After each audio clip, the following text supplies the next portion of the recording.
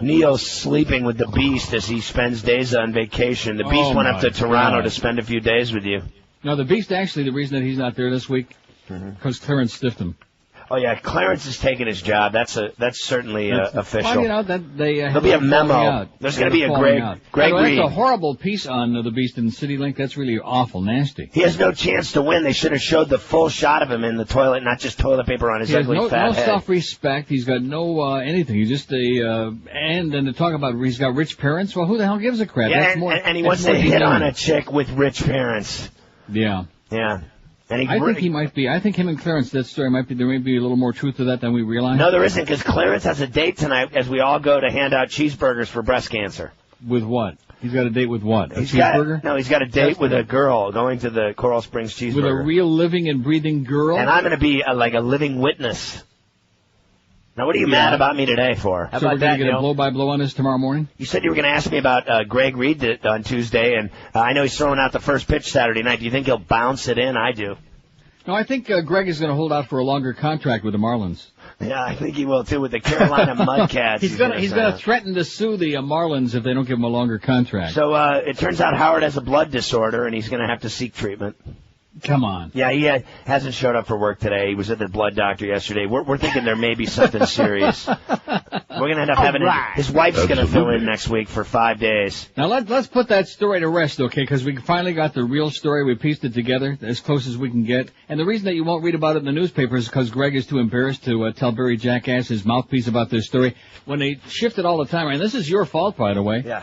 When they had to make room for you, 8 to 10, and you can kiss 6 to 10 goodbye, as a matter of fact, now with this story. Yeah. They violated Mo's contract because it specifically said 6 to 9. I don't have any 6 to 10, wishes. I want to be 8 to 10. I want to lead into you, and you and I are going to take over the world. You're full of crap. They call me the Messiah now. You're God. So as a result, Mo and his agent, attorney, whoever, they made him an offer they couldn't refuse, so they had to rewrite his whole deal, and et cetera, and so on, and he's there for about 100 years. Hey, maybe not 100, but... About 30, man. Hey, did you know that the Leafs host the Panthers 2 days before Christmas in Toronto? Both teams are going to suck so bad, that could be the toilet bowl of hockey. It's so depressing, you know. The big news here is that the Leafs just re-signed Wade Belak. Wrong. Does that tell you how bad things are? No, I got better news. Remember last week when you were bragging about the 75-cent dollar? What are you at, 69 now there, know-it-all?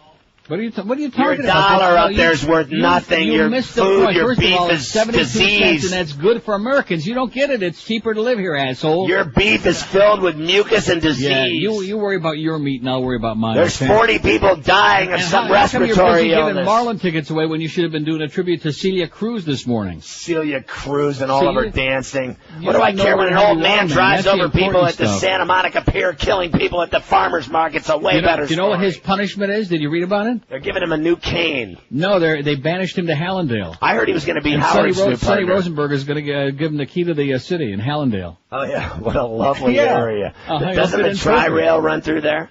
As a matter of fact, let's see. What's this guy's name? Russell Weller. He was driving a Buick LeSabre. Yeah, it was a nice red one.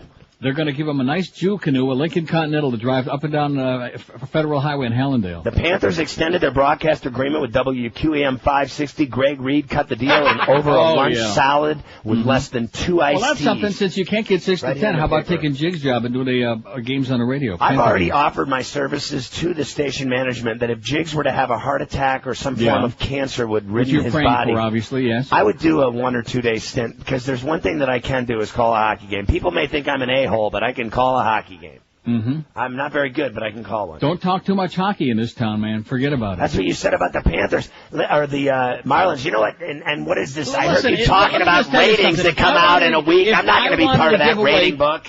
If I wanted to give away 200 Marlin tickets every day, that's the same 200 freeloaders. That's where the rumors are. Taking the ticket. I got news for you. Why don't you save your precious airtime, which we want to hear you. We don't want to hear you giving away Marlin tickets. Now listen, listen to me. I'm listening. Give away season tickets to the same 200 people. Then you don't have to do it every day. Yeah, I agree with you. Now, let me ask you this question. Why do you think, for some preposterous reason, that I'm going to be in the with the spring book? Why am I suddenly involved in the spring book? I was here for like 2 days.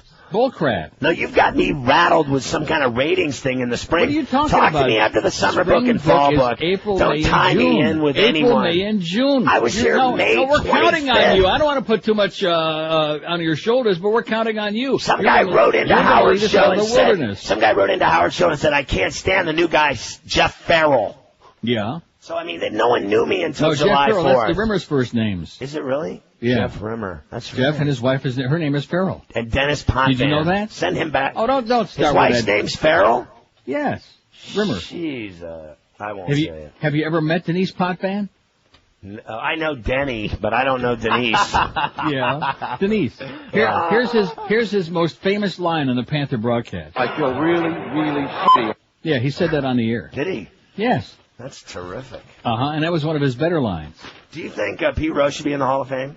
And if that one didn't impress you, he said... A lot of spooks in New Jersey. Yeah. Oh, my God. That's Denise Potvin. If you look up dumb frog in the dictionary, his picture's next to it. I don't give a flying crap about Pete Rose. He's a major asshole. Have you ever had sea lice? Pete Rose used to sit across from... Well, not used to, but one night he came up to Pompano Park in the dining room, sat at the table across from us, and he's sitting there with some sleazy broad, and he's got $100 bills, and from what people tell me, he does this all the time to try to impress everybody. He's got a stack of $100 bills on the table, never cashed a bet, losing and losing and losing his ass. Sounds like Dennis Rodman. Anybody that says that Pete Rose doesn't have a compulsive gambling problem is full of crap. He's an asshole. Should he be in the Hall of Fame? Yes. I was reading an article yesterday about Roberto Alomar in the Toronto papers, said that because of his spitting Hirschback, because of that incident, he won't be in the Hall of Fame. And he's in the same category with people like Ryan Sandberg, who are just a little bit under. How can Ryan Sandberg not be in the Hall of Fame? He was a class act. Ryan Sandberg was great. And I'll give you a classic example. Bill Mazeroski is in the Hall of Fame for one reason. Because he hit the home run at 160 World Series for the Pirates. He's in because he's the best second baseman of all time. Bill he never had an error in his career. You're crazy. Out of your mind. He never committed an error at second base. Bill Mazeroski is better than Ryan Sandberg? He turned the 6-4-3 double play, turned the double play better than anybody in the history of baseball. Ryan Sandberg couldn't hold Mazeroski's glove. Couldn't hold his glove. Couldn't hold his glove. And you should know that, old man. Don't start with me with Mazeroski and Ryan Sandberg, season ticket holder, 69-cent mad cow eating herpes. Moe's blood disorder. I gotta go. I'm gonna have a... Is that true about Moe's blood disorder? No, but it's true that Greg Reed did the deal over 2 iced teas. Yeah, we can only pray about Moe. Oh! Good luck. Have a great day, Scott. Good luck to you. I'm listening. On the next Visco, the doctor has his hands full with Mr. Klepto. Yes, Dr. Visco, I have a problem. I seem to... I have a kleptomania problem. Sure. I know that's rare and Sure. uncommon, and I seem to steal things. Sure. Have you tried masturbating? I have not. I suggest you try masturbation. You mean in the store? No, I mean now. For instance, while you're I'm at home. I'm masturbating now. No, I didn't mean now. Oh, yes. You yes, I am. You misunderstood. I don't mean now on the phone. Oh, yes. Mm-hmm. Yes, I am. Sure. Sure. Dr. Visco, weekdays at noon. Okay, the important reason that we play that today, masturbation could protect against prostate cancer, studies suggest. In the British Independent newspaper. You ready for that? I do that. Masturbating more than 5 times a week between the ages of 20 and 50 could protect men against prostate cancer, Australian researchers claim today. They think ejaculation squirt could flush cancer-causing chemicals out of the prostate, that walnut-sized sex gland that lies at the neck of the urethra and the bladder. Maybe we could play some urethra songs in the background for this. Okay. Another possibility is that it induces the prostate cells to mature fully, making them less susceptible to carcinogens. Not exciting? I'm excited. Professor Excited. Graham Giles from the Cancer Council of Victoria in Melbourne, Australia, discovered the apparent link reported today in New Scientist magazine. After questioning 1,079 men who had prostate cancer about their sexual habits, he then compared them with 1,259 men of the same age. He found that men who had ejaculated more than 5 times a week in their 20s were a third less likely to develop aggressive prostate cancer later in life. The results of the new study contradict previous studies which suggested that having many partners or frequent sex increases the risk of prostate cancer by up to 40%. Professor Giles recorded the overall number of ejaculations, whether or not intercourse was involved, and suggested that infections caused by intercourse might help promote prostate cancer. The more you flush the ducts out, the less there is to hang around and damage the cells that line them, said Professor Giles. So when in doubt, flush them out. Squirt, squirt. That's the message, okay? That's the new science. The ducts. Just a couple of weeks ago, they were telling us that hair would grow on the palms of your hands and you would go insane, and now it's like good for you. Squirt, squirt. When in doubt, flush them out. I'm getting choked up about it. Oh, speaking of getting choked up, I have to admit, although you two guys would never make our sales department. By the way, speaking of sales, George hates Gary Sarner like poison. Gary, you're an asshole. Nice to see that things haven't changed. What an asshole he is, you know? Yeah, I know. But before we get to that, you'd made very poor salespeople because you almost didn't talk me into rewatching the end of A Beautiful Mind. And nobody in the audience did either, by the way. What a great movie. Right. I'm a lousy salesperson, I'll admit that. Yes, and so is Boner Boy. Sorry, my bad. No, seriously, if you would have said, nah, it's really worth it. I mean, you know, there would have been a way. And it's just by luck. I don't know. I thought, well, I'll give it a shot. And if you can take some no-dos and withstand the first 40 minutes, which are slow as molasses. Oh, my God. Slow and ponderous. Kind of like listening to a Bob Woodward speak, you know, from Woodward and Bernstein. Do you ever see him on TV? No. He talks real slow and very deliberate, Larry, and he's very, ponderous. So the first 30 to 40 minutes of that movie, you think nothing's ever going to happen. No, where's this thing going? I mean, and then, like you said, it turns out completely different. Not what you think it was. In addition to which, because of the twists and turns in the story, you don't really know for sure what the deal is. That's right. Right? That's one of the best parts. And I will admit that I'm not one of those people that cries at movies a lot, but I was teared up at the end of that movie. It was tugging. You had to be a stone. You had to be a rock, an emotionless stone, not to at least get choked up a little bit the last 20 minutes of that flick. Right. That speech he gives at the end. A Beautiful Mind. Yeah, that's when it hit me. I just went to pieces. No, I didn't go to pieces, but you get a little, a couple of tears. Yeah. So anyway, guess who else hates Mo? When I think I have that on very good authority, joining the list of the thousands and millions of people all over America who hate Mo Howard David like poison. I don't want to mention any names, but the name of the person is... When I think who allegedly hates him like poison. Are you starting up with him after just finding out about his blood? When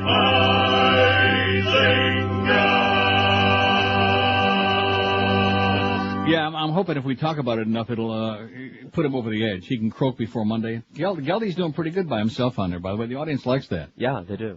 They do, and I like it too. Although I will say this, Geldy, I mean, at least while you're on, when you get rid of that wonton tomato guy, Jesus God. No wonder Celia Cruz died. She probably heard Juan on a morning show. Give her a brain tumor. I mean, seriously, wouldn't that put you over the edge? That Juan, you're beyond chronic. I don't think in our lifetime we ever had a chronic as bad as Juan. I mean, one that we actually put on the air. Oh, no. You see what I'm saying? Yeah, right. Oh, impossible. Anyway, we got a lot of Celia Cruz stuff to talk about. Good God. That Miguel, you're such a silly spick, Miguel. By the way, Miguel's going to be a daddy.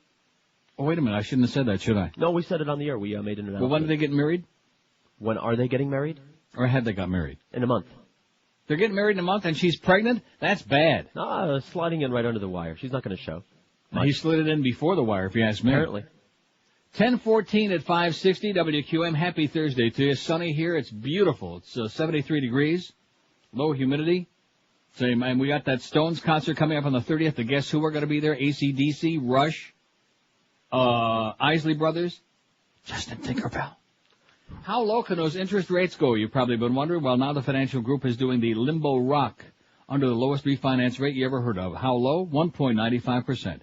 It's true now. You can refinance your home or buy you a new home and get super low 1.95% financing with Financial Group. Call them today and find out about this and save yourself a Schmidt load of cash. 1-800-940-LEND, L-E-N-D. If you're even thinking about refinancing or buying real estate, you really ought to be doing this. Call Financial Group, 1-800-940-LEND. And talk about savings. Listen to these numbers.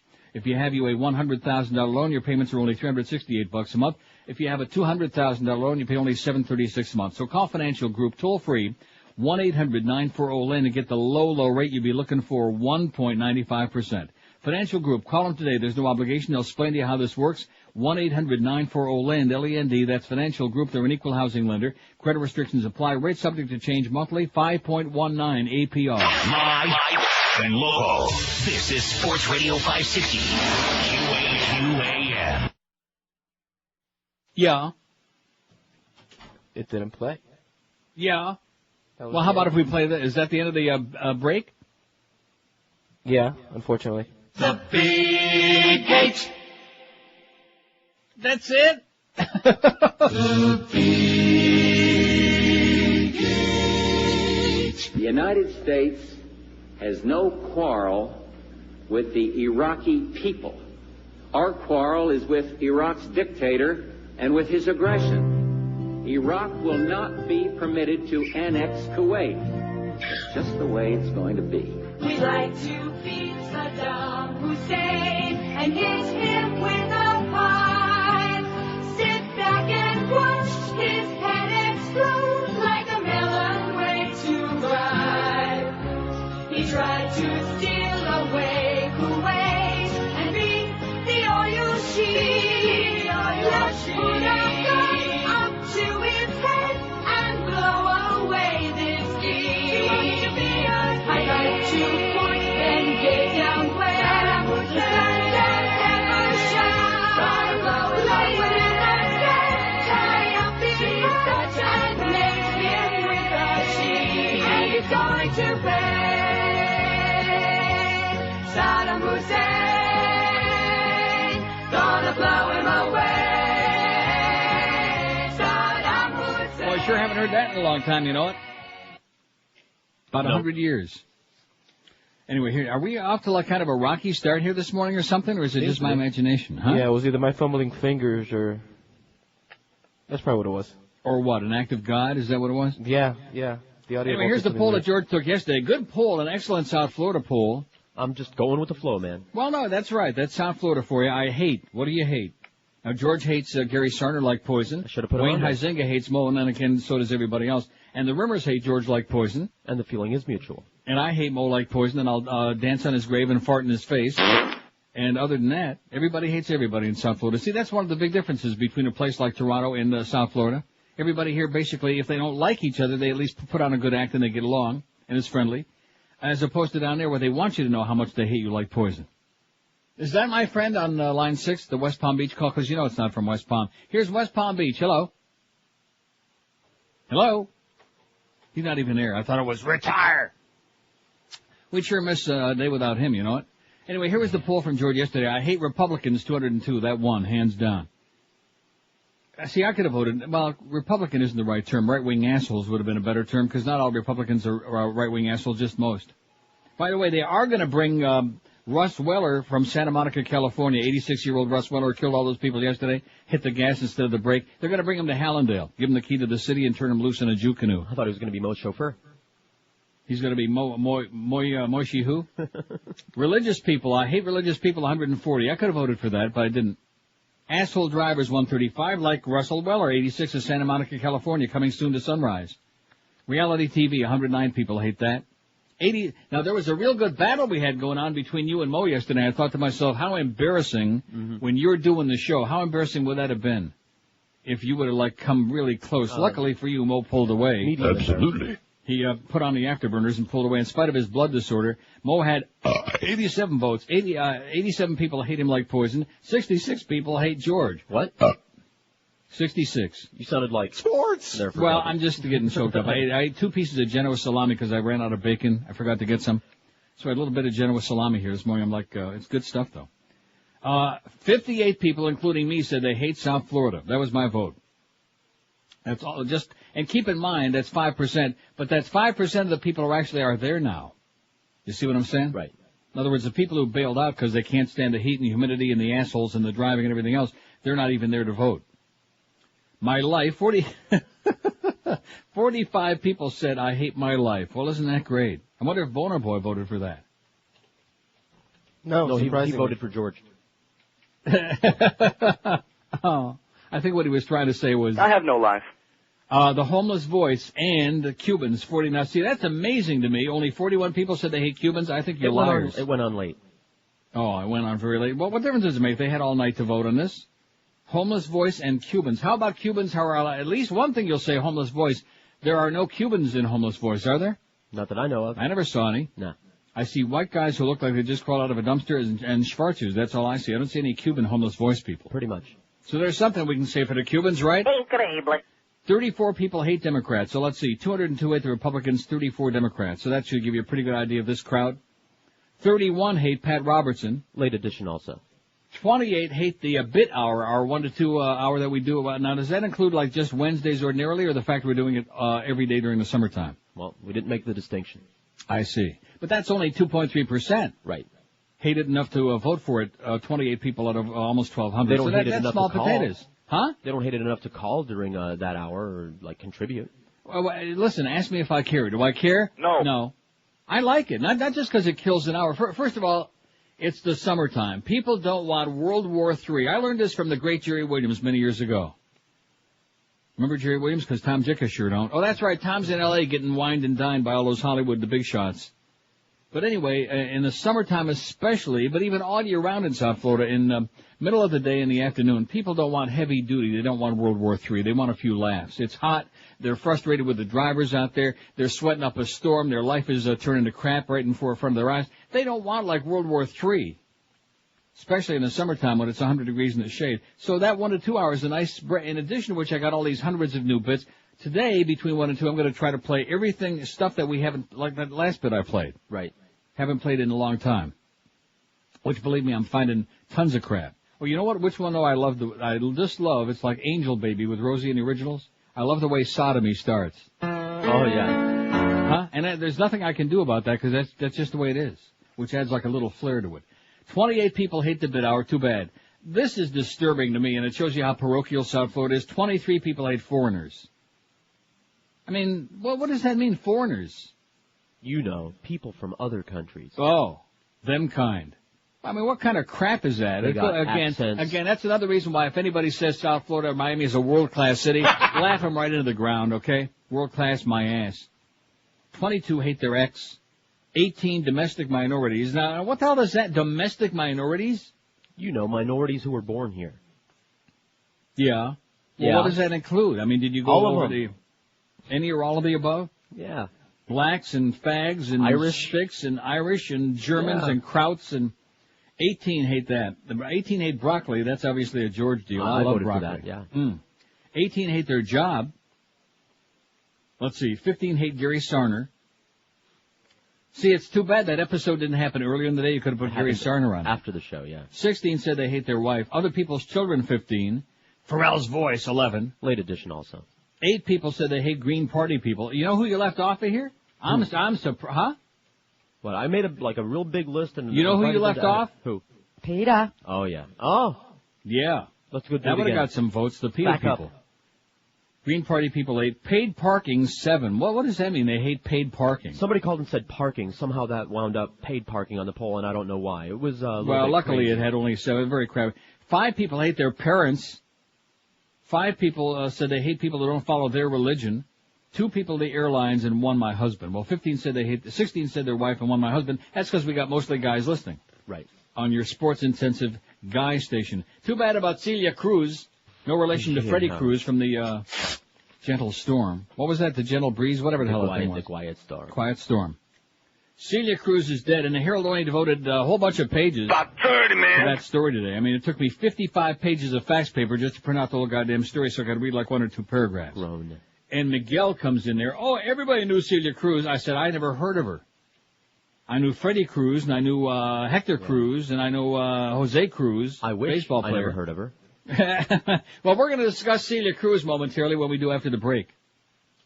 And then we got today's poll, which I think is kind of like interesting. I don't think we've ever done exactly that one. You know who I left off of that so far? I give up. Well, we'll get to it. I haven't said what it is yet.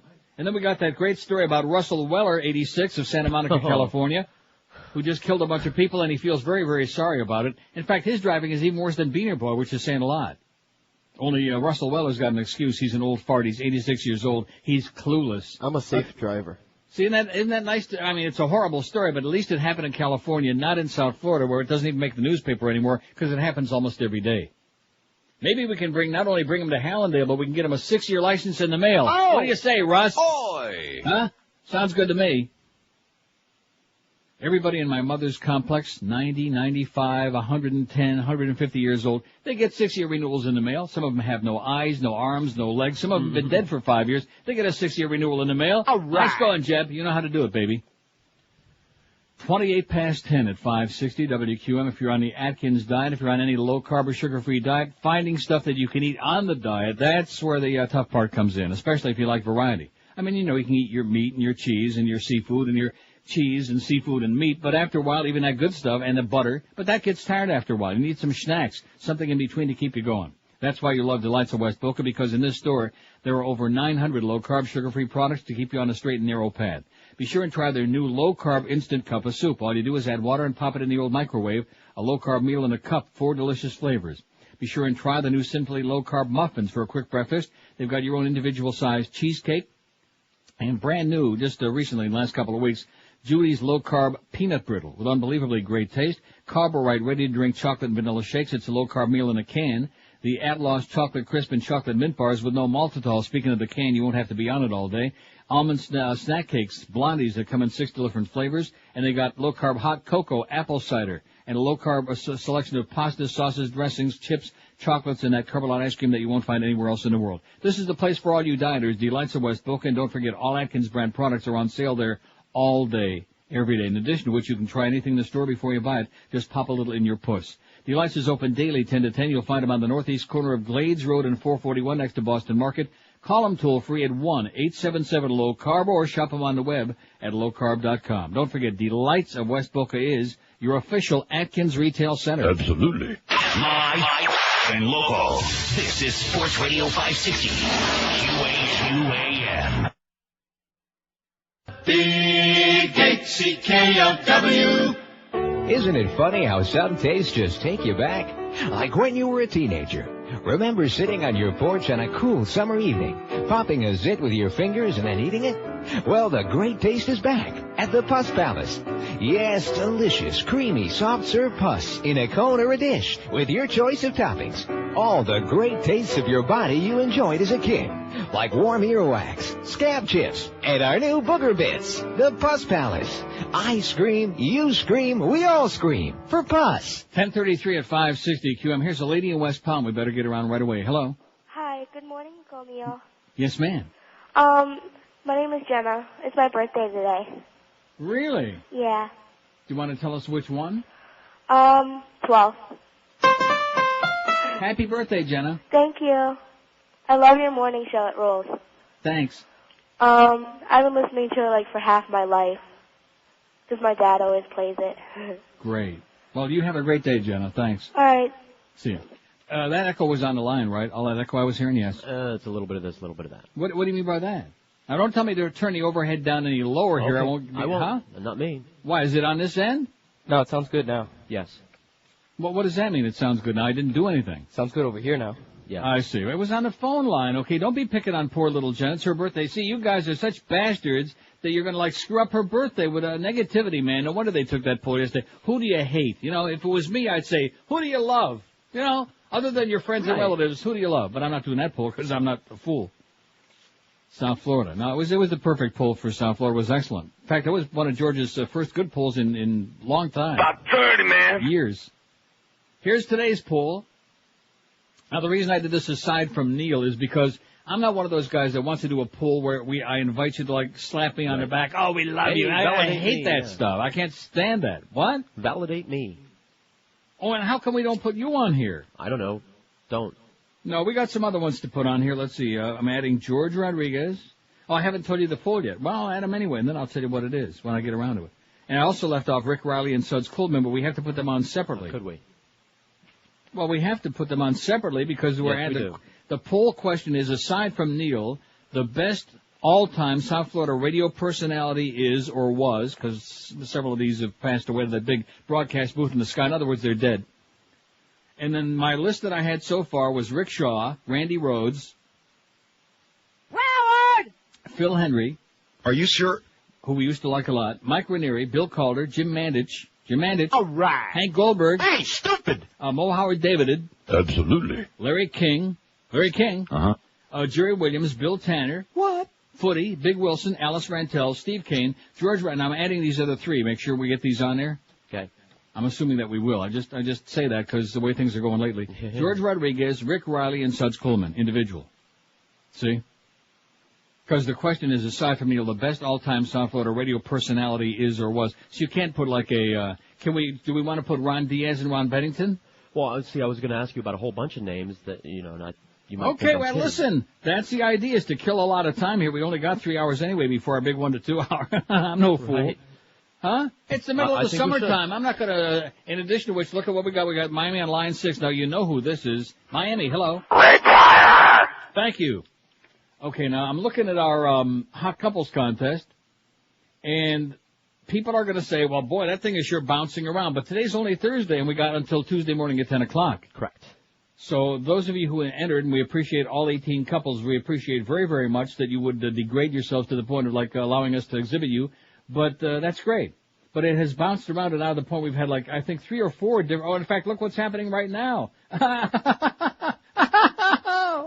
So if you have a lot of friends, or if you have somebody out there in our audience who happens to like you a lot, because the rules of the contest just say whoever gets the most votes at the end of a week. That's it. Right. Because we can't control what happens. Anything. Right. It's just there. So if there's somebody out there that's got a daisy chain going or whatever, whatever. Right? Right. I mean, if it sounds helpless, that's because we're helpless to control it. So let's have fun with it and let them get upset. Alexa and Mandy are in first place with 463, coming from the middle of the pack to blow into first. They're blowing it. Maggie and Tom, 424. They had a comfortable lead early, but boy, Maggie and Tom, I don't know. As a matter of fact, Aaron and Brandon continue being on their ass. They got 399. And today's big move so far, Brittany and Greg, 335. Again, coming from nowhere, and it looks to me like they're zooming toward the top. Natalie and Adrian, who actually moved into first place briefly, 321. They ran out of friends or whatever, or supporters. Rich and Cheryl, 113, who have tried before and are trying it again. Adriana and David, 111. Michelle and Rick, 95. Raquel and Donovan, 72. Brett and Danielle, 51. They should be doing a little bit better than that. I try to remain very neutral because I don't want to be accused of influencing, but they should be doing a little bit better. Yanet and Peter, 33. I still don't believe I'm saying that right. Yanet? Sure, whatever. Yane? Celia. Is that like Sidney Lumet? Yeah. Lori and Mike have got 32 votes. Kimberly and Bob, 29. Maybe I shouldn't go all the way to the bottom. I guess I will. Doris and Kevin, 17. Sorry, Kevin. Eileen and Ben, only 14. Now, they also, it seems to me, what's wrong with them? What's not to like? Nothing at all. They just don't have any friends, I guess. Maureen and Bill, 13. Yvette and Nelson, 13. And Maria and Michelle have got only 9. You know what? Michael. I beg your pardon? Michael. Okay, will you just relax? I didn't even get the word out of my... that's how you say it in French. I see. Doesn't he look French? Maria and Michael have 9 votes, only 9 out of 2,544, which that sounds like a very impressive total after only a couple of days. And I bet you, some of those votes are for real. About 30, man. Yeah, maybe. Now, Maria and Michael ought to be doing better than 9 votes. But the problem is, and I hate to say this, Michael, but you look a little... If you had a silly hat on, you know who he'd look just like? No. Huh? Oh, how many clues do I have to give you? If he had a real silly hat on... Were you drudge packing? Oh, no. He looks just a little tad like Miss Fudge. No, his face is actually symmetrical. A much nicer person, and plus he's straight, Michael. So anyway, they're in last place at the moment, but things are changing dramatically on our end. We got all the way till next Tuesday morning at 10 o'clock. Here's that poll today. Now, let's see. Did we say we're going to add Ron Diaz and Ron Bennington or not? Yes, we did. Here's a fax that says... Make sure NR knows that yesterday, coming out of the 7:30 to 35 break, Mo referred to him as a stupid old doddering fool. Well, that's original. That would be like going on here and saying you're reading the same 2 books that Pharrell's father said he was reading the day before and lying about it and not even knowing the name of the second book. We're on to you, Mo. Absolutely. The whole world is on to you, plus that bogus deal that you coerced with Greg. I mean, talk about an asshole. Talk about forcing yourself into a place where you know you're not wanted. You know what it reminds me of? In that awful, awful movie, Scent of a Woman with Al Pacino? Where he shows up at his relative's house for Thanksgiving, even though he knows that some of them hate him like poison and don't want him there. and creates this confrontation, and they wish to hell he would die and leave and everything else. But he insists on being there. I see the same parallel with Mo Howard David. Absolutely. Even though he knows that everybody wants him out of there in the worst possible way or the best possible way or on a stretcher, he's just insisting. And so he found that technical glitch there that Greg, of course, that's Greg again. Greg, improving with one hand and screwing things up with the other hand. Kind of the yin and the yang, the in and the out, the up and the down. Trying to balance out his mistakes. Nice goal, but Greg will be throwing out the first pitch at the Marlins game Saturday night. Anybody care? No. Thanks, by the way, Bob, for informing me about that doddering accord. See, that's what I call him all the time. So again, rather than coming up with original material on his own, all he does we ought to call him Mo the Parrot. In fact, there's another idea for our website. We got Mozo the Clown. We got Dancing Dwarf Mo. We got little baby Mo with the diapers there, karate kicking Mo. How about Mo's for the birds? Live and local. This is 560. The radio's all yours now. QAM. Rogers. I saw Jesus on the stick of hollow bar. Oi! I saw him on my pop-up toaster in the seat of my car. All my friends think I'm nuts down at the redneck bar. 'Cause I saw Jesus on the stick of hollow bar. I saw him in my shaving cream, so I left it on my face. When I went to work, I looked like a jerk and I was fired in disgrace. Driving home, I was all alone, thinking someone's playing tricks on me. But in the rearview mirror, I could see Jesus staring back at me. Yes, I saw Jesus on the stick of hollow bar. I saw him on my pop-up toaster and the seat in my car. All my friends think I'm nuts down at the redneck bar. 'Cause I saw Jesus on the stick of hollow bar. Yes, I saw Jesus on the stick of hollow bar. I saw him on the side of a taco and the hubcap on my car. I saw him in a bowl of spaghetti in the side of the Smucker's jar. Yes, I saw Jesus on the stick of hollow bar. I saw Jesus on the stick of hollow bar. I saw him on my pop-up toaster in the seat of my car. All my friends think I'm nuts down at the redneck bar. Because I saw Jesus on the stick of hollow bar. Oh, Lord, there he is again. 10:47 at 560 WQM. We got the Mad Dog coming up at 1 o'clock today. And then you got Hank Goldberg 4 to 7, another full 3 hours, Hank. By the way, somebody tells me, a little bird told me Hank lost a lot of weight. Yeah, that was me. Nice going, Humper. Then you got the big 7 to 10 tonight, Eddie K 10 to 2, and Joe and Mark 2 to 5 overnight. And then, of course, in the morning, it's Geldy all by himself because Mo is getting his blood disorder fixed up. He's on vacation again. Well, that guy takes more days off. If there's anything I hate, it's guys that don't show up every goddamn day. Too much time off, Mo. So what are we going to do about this Celia Cruz business? How should we spend a couple of hours on that? Please I never heard of Celia Cruz. I know that comes as a great shock to Miguel and other professional spics in town, but I don't know who the hell she was. One of the uglier spics in town. Yeah. Seriously, ugly. Not much of a voice. The Herald devotes like 75 pages to this morning. With pictures and the whole big deal here. She must have been muy importante, no? I'm sure my mom is crying and ripping her hair out. Yeah. I'm sure your mom is crying most of the time, basically because of the terrible things you say about her on the air. Right.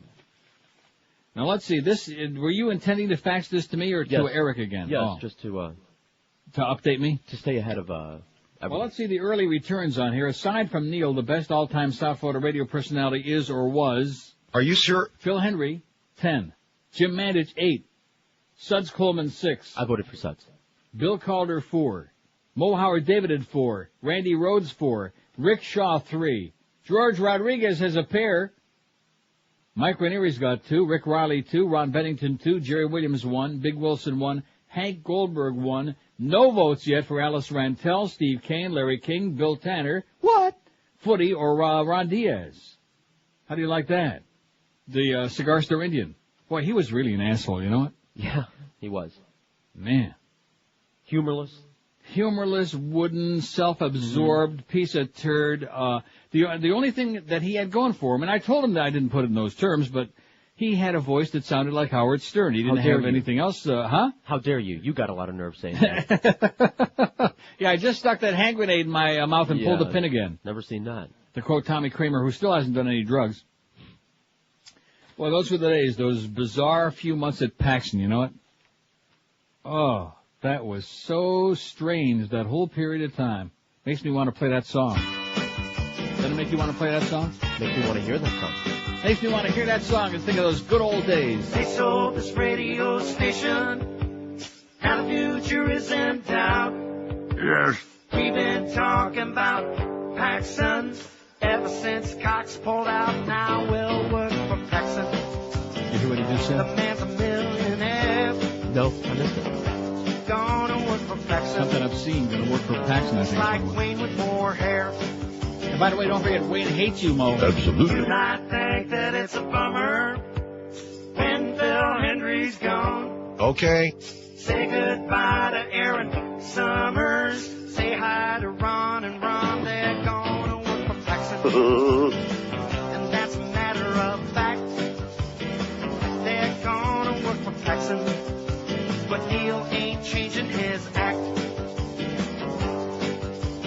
Paxson's a born-again Christian. Oi! Righteous as he can be.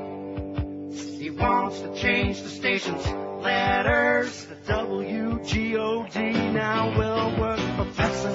Paxson, he's the brand new boss. Paxson, we're gonna work for Paxson.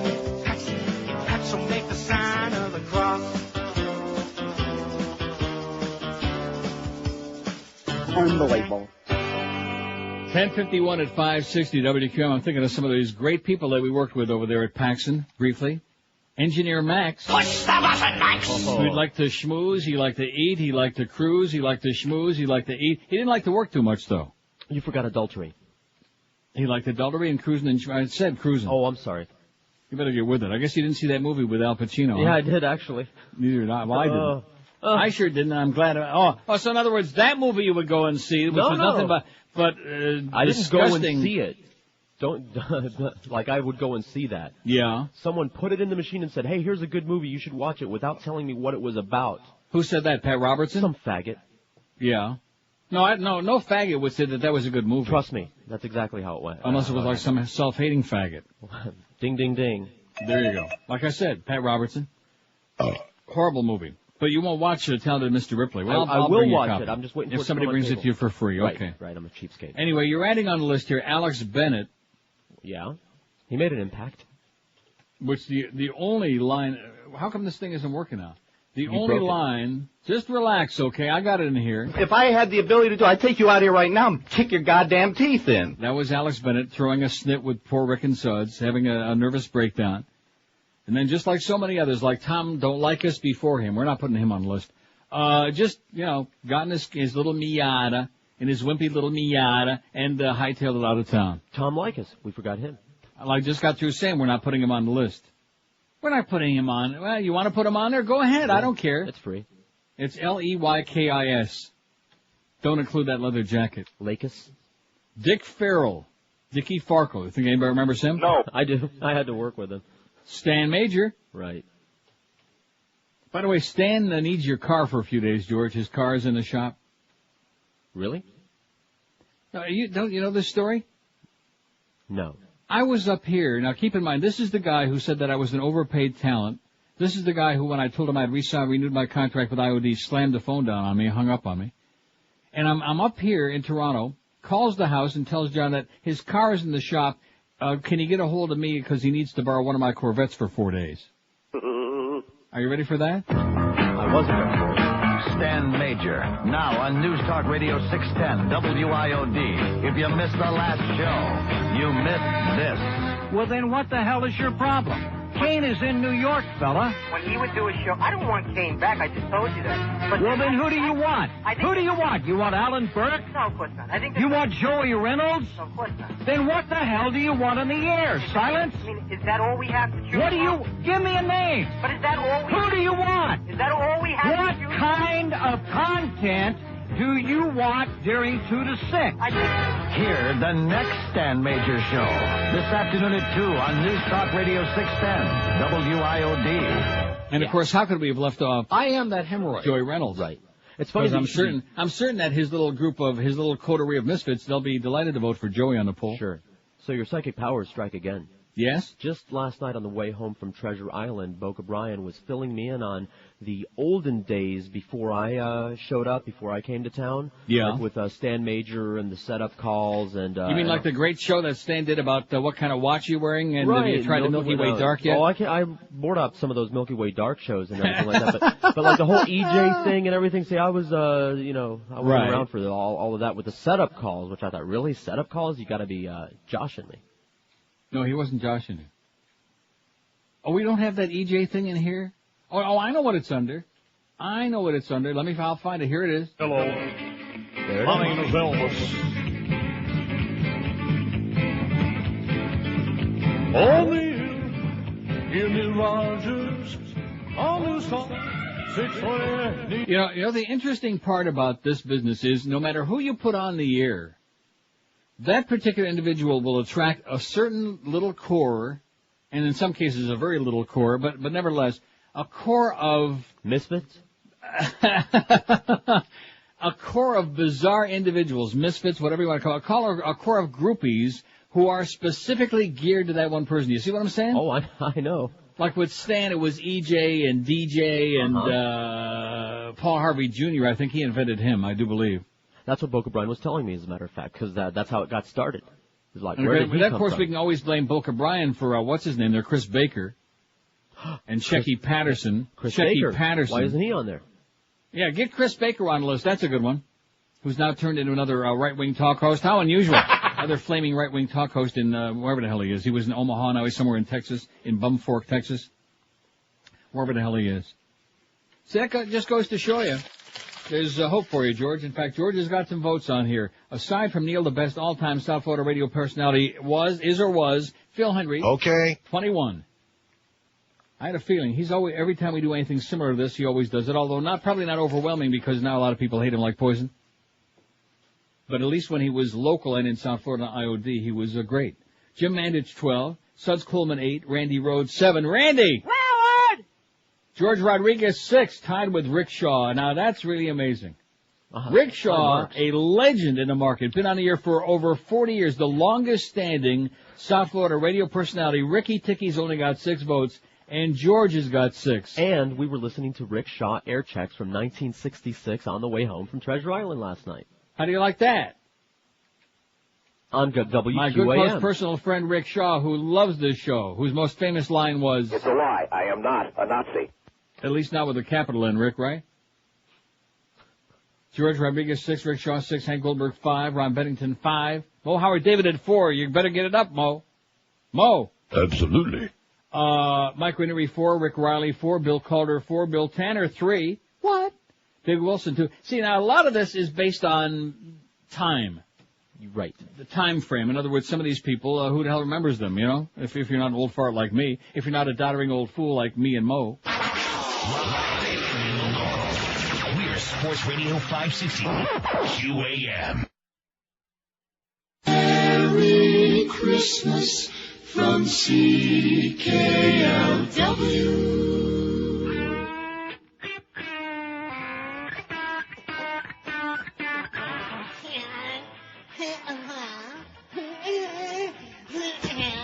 And Coulter is a Nazi. Schwarzenegger wearing that hat. Wants to bring back Hitler's fun. And Tyson Watch how my roast beef squirts. Joe McCarthy was a gas. One of my favorite facts. I would like Roy Cohn, too. If only he wasn't a Jew.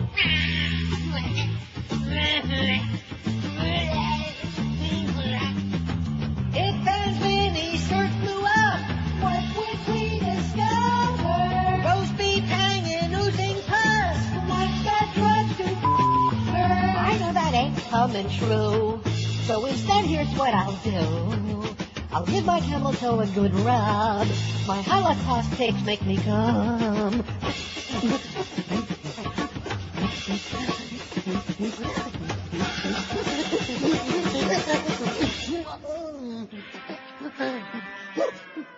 $11:02 at 560. Calm down there. Calm down, Ann. 11:02. We got the Mad Dog coming up at the highly popular Mad Dog, who's right on Phil Henry's ass, by the way, in the survey.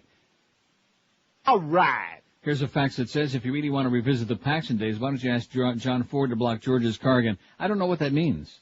When we, there was a big raid involving, Chris. Remember Chris Reed?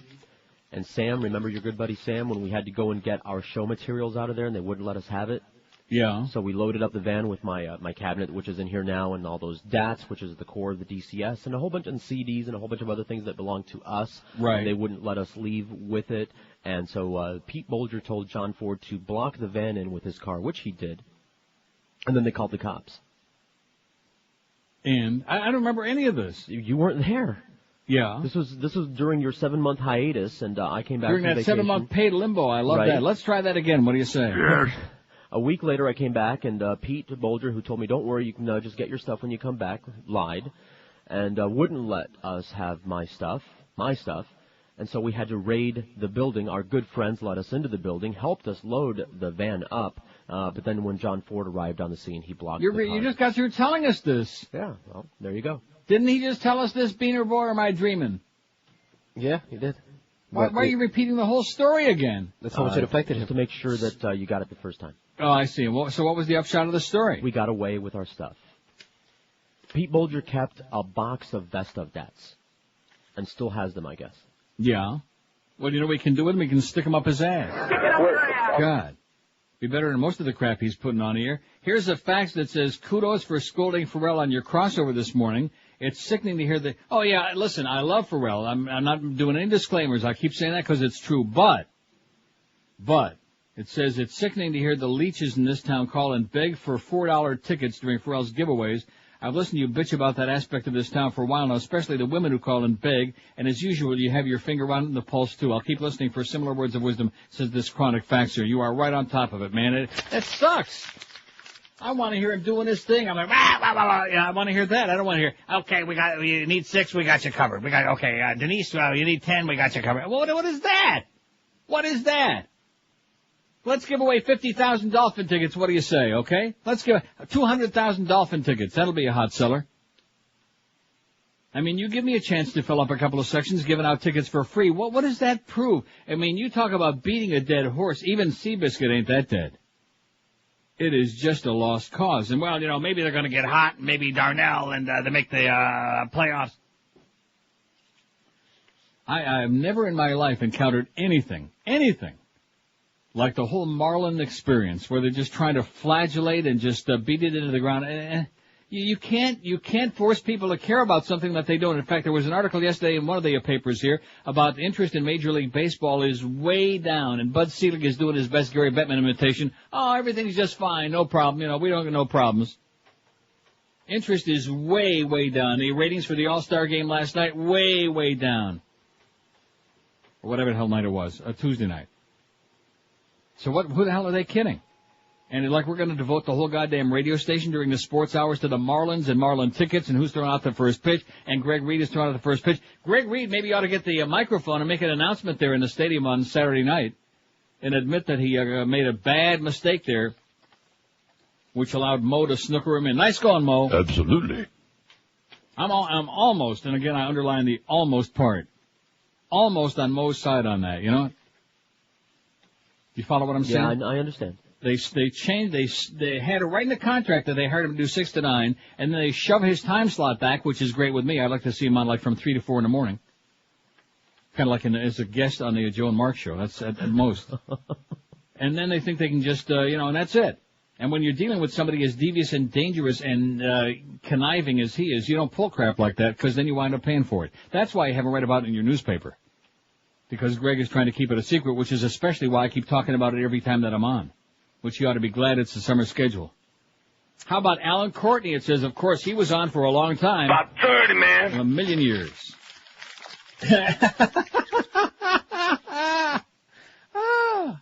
This is excellent, this fax you just sent me. Yeah. With a phony signature on there, but it's cute. It says, hey, Neil, what about Sonny Fox? And it's signed Ron Hersey. Hi, this is Sonny Fox. I listen to Neil Rogers because I could hear the word asshole. Oh, yeah, those glorious days when we had the Ron Hershey Highway. And what did he call that thing where he used to do those phony, corny, awful interviews? Oh, my God. I wouldn't know. Oh, and Clarence was sitting in there sucking Ron Hersey's ass. Well, he got some good practice for the beast, I guess. Oh. Here's one that says, now see, this is not right. His name wasn't Gene Michael McKay. It was an initial, G. Michael McKay. Right. It says creative innovator of J.J. Moose, Fat Elvis, Polo Ponies for the Poor, and the Dysfunctional Father. Okay, G. Michael McKay. Got him on there? We got it. Good. Phil Henry walking away with it so far, 34. Mandich, 19. Suds Coleman, 11. Mike Ranieri, 9. George Rodriguez, 9. Oh, get out of here. With all due respect to George. Read the question again, okay? Aside from Neil, the best all-time South Florida radio personality is or was George Rodriguez is tied with Mike Ranieri with 9 votes? I mean, come on, folks. Are we on the air or is this a joke? Squirt, squirt. I don't see any calls on that board. I don't see any reviews on A Beautiful Mind. People calling to say, oh, you're right. It was a great movie. In fact, that's the reason I almost didn't watch it. It was just you two guys. Right. And that was the end of that. Also, no more names coming in for our list. I think we got most of them so far. 5670560. I'll do screenless the rest of the 2 hours. Don't be answering no phones, okay? You got a lot of very important stuff in there to do. I love you.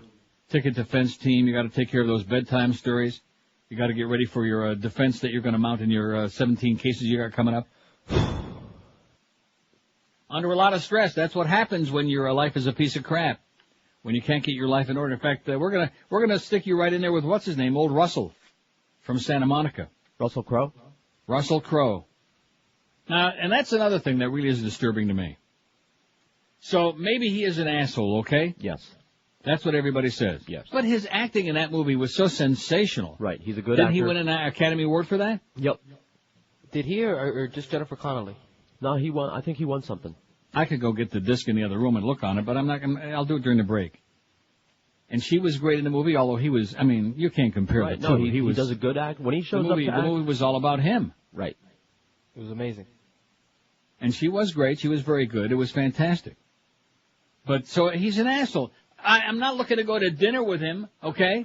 No. I'm not looking to socialize with him. I'm looking at his work, his art, his performance. All this other crap is so extraneous, it bugs the hell out of me. All this personal garbage, you know? I mean, look at some of the people we work with, like Mo, he's an asshole. Absolutely. But look at what a great show he might be doing someday. Look at the great job he does on the Marlin game, the Dolphin games, rather. The only problem being, I mean, when you're doing a job like he is on the games and somebody that owns the team hates you. When I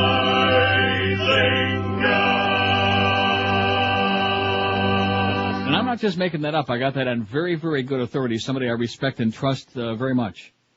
Here's a question. It says, did you read the first paragraph of the AP story on the murder and bloodshed at the market?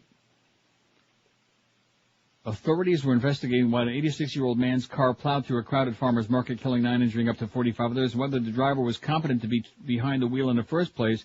It says, under what guidelines do you find an 86-year-old man driving through 3 blocks of people competent? It must be the U.S. intelligence doing the investigation. As a matter of fact, they thought he had that uranium from Niger. Yeah. They thought he was the guy that was carrying it in the trunk of his car, which is why they put him on that high chase, and he, veered off the road right into that market. Well, that was a weapon of mass destruction. Poor Russell. Adios to the Queen of Salsa. You've been interrupting me so much I haven't had time to really pay her due. I'm trying my best. One of your very favorites, Celia Cruz, the grande dame of Cuban music, the woman whose unmistakable voice resonated of the rhythm-rich, babaloo, babaloo. Oh, that wasn't her. It was unmistakable, all right. Died Wednesday after a 7-month battle with brain cancer, and George is pretty pleased about it. Cruz died at 5 p.m. at her home in Fort Lee, New Jersey. She was 77. Her husband said, or 78 according to most biographers. What's a year or two when you get to be that old? To Cubans on this side of the Florida Straits, her death, and keep in mind, this is in the Herald again, waxing eloquent about one of those people.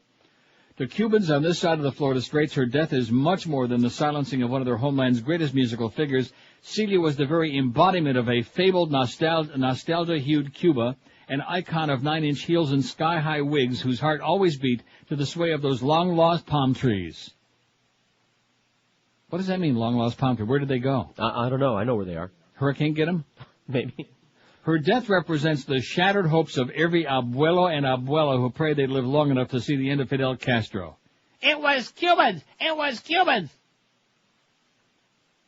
Oh, and then this article goes on about the exiles, this, and the pain of losing their home. Well, what does this have to do with the price of rice, huh? What does this have to do with Tex-Mex? Nothing. What does it have to do with my life? I have no idea who she was. There will never be another Celia Cruz, said good friend Israel Cachao Lopez, credited with creating the mambo. Oh, I knew I didn't like her for some reason. Nobody has her grace, her style, her voice like Benny Moré. She was born to be a legend. Oh, Benny Moré. You know who that is? No. I don't either. Cachao had known Celia since he first started going with her family at neighborhood dances featuring his orchestra at age 14. She was just a girl who, with no thought of being a performer, but she loved the music. It was always in her, he said. I beg your pardon? It was always in her. Cachao? And it goes on pages and pages and pages and pages. Oh, my God. I must have missed something important here. Celia Cruz, muy importante. Make no mistake about it. I'm sure we'll get a couple of calls on that. Don't you think? Azúcar. There it is. There's the call. 11:13 at 560 WQM. Hey, if your hair is on the decline, if it's on a way out, maybe it's already out. Maybe there's not much left there. Maybe like Wayne, you got a big shiny bald spot. In his case, he can afford to do it. Well, he can look like whatever the hell he wants because he's a billionaire. If you don't like it, shove it. But most of you guys out there, if you want to look good, you want to look your best, having a full head of hair is an important component to that. And that's why you ought to be calling my good friend Charles Alfieri, because he's been designing and supplying hair systems to the rich and the poor and the infamous and the famous, everybody in between, for over 35 years now. And right now, Charlie's offering you, and it should be an offer you shouldn't refuse because the deal is great. Summer special hair system, only $549 for first-time customers. This is Charlie's natural hairline system, the best in the business, and it looks just like the hair's growing out of your head instead of a farm animal dyed on your hair, where your hair used to be. If you already have a hair system, you can save yourself 50% on service and repair on all types of hair systems, including shampoo and trim. So hair during the summer months, during these dog days, is a perfect chance for you to give Charlie a try and get your hair back and start looking and feeling better than you have in a long time. Call Charlie today. There's no obligation. You can change your life forever. 1-800-321-2413. That's 1-800-321-2413. And tell Charlie, give me my hair back now, damn it. Or check him on the web at charlesalfieri.com. Live and local. This is Sports Radio 560 QAM.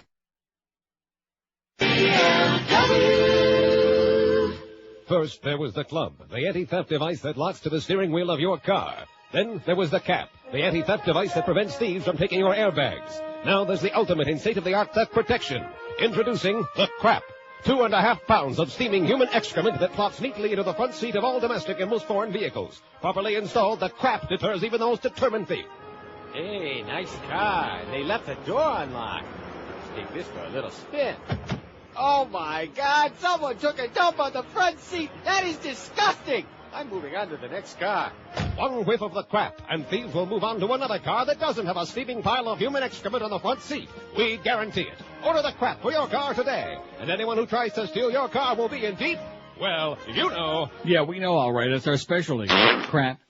11:19 at 560. Well, I tell you, we have really blown it here today. How could we do the first almost an hour of this pool not have Scott Farrell on there? I'm embarrassed, what are we thinking about? Shocked, and dismayed. I don't know. What is wrong with us? I'm thinking about Celia Cruz, how crushed I am at her passing.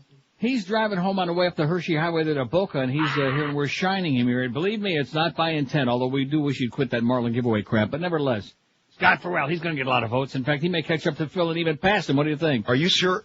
I don't know. We'll see. Here's one. How could we forget her? Right?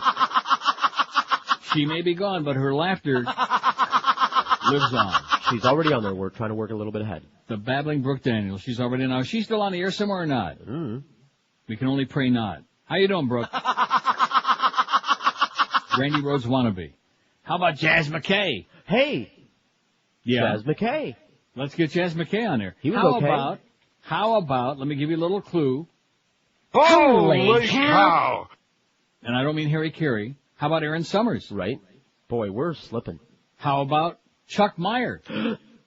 A lot of work went into that show. See, the audience ain't helping us out with this, so screw them. I mean, if anybody knows who's been on the air, I know. And I might even remember a few of the names, even though I am a doddering old fool.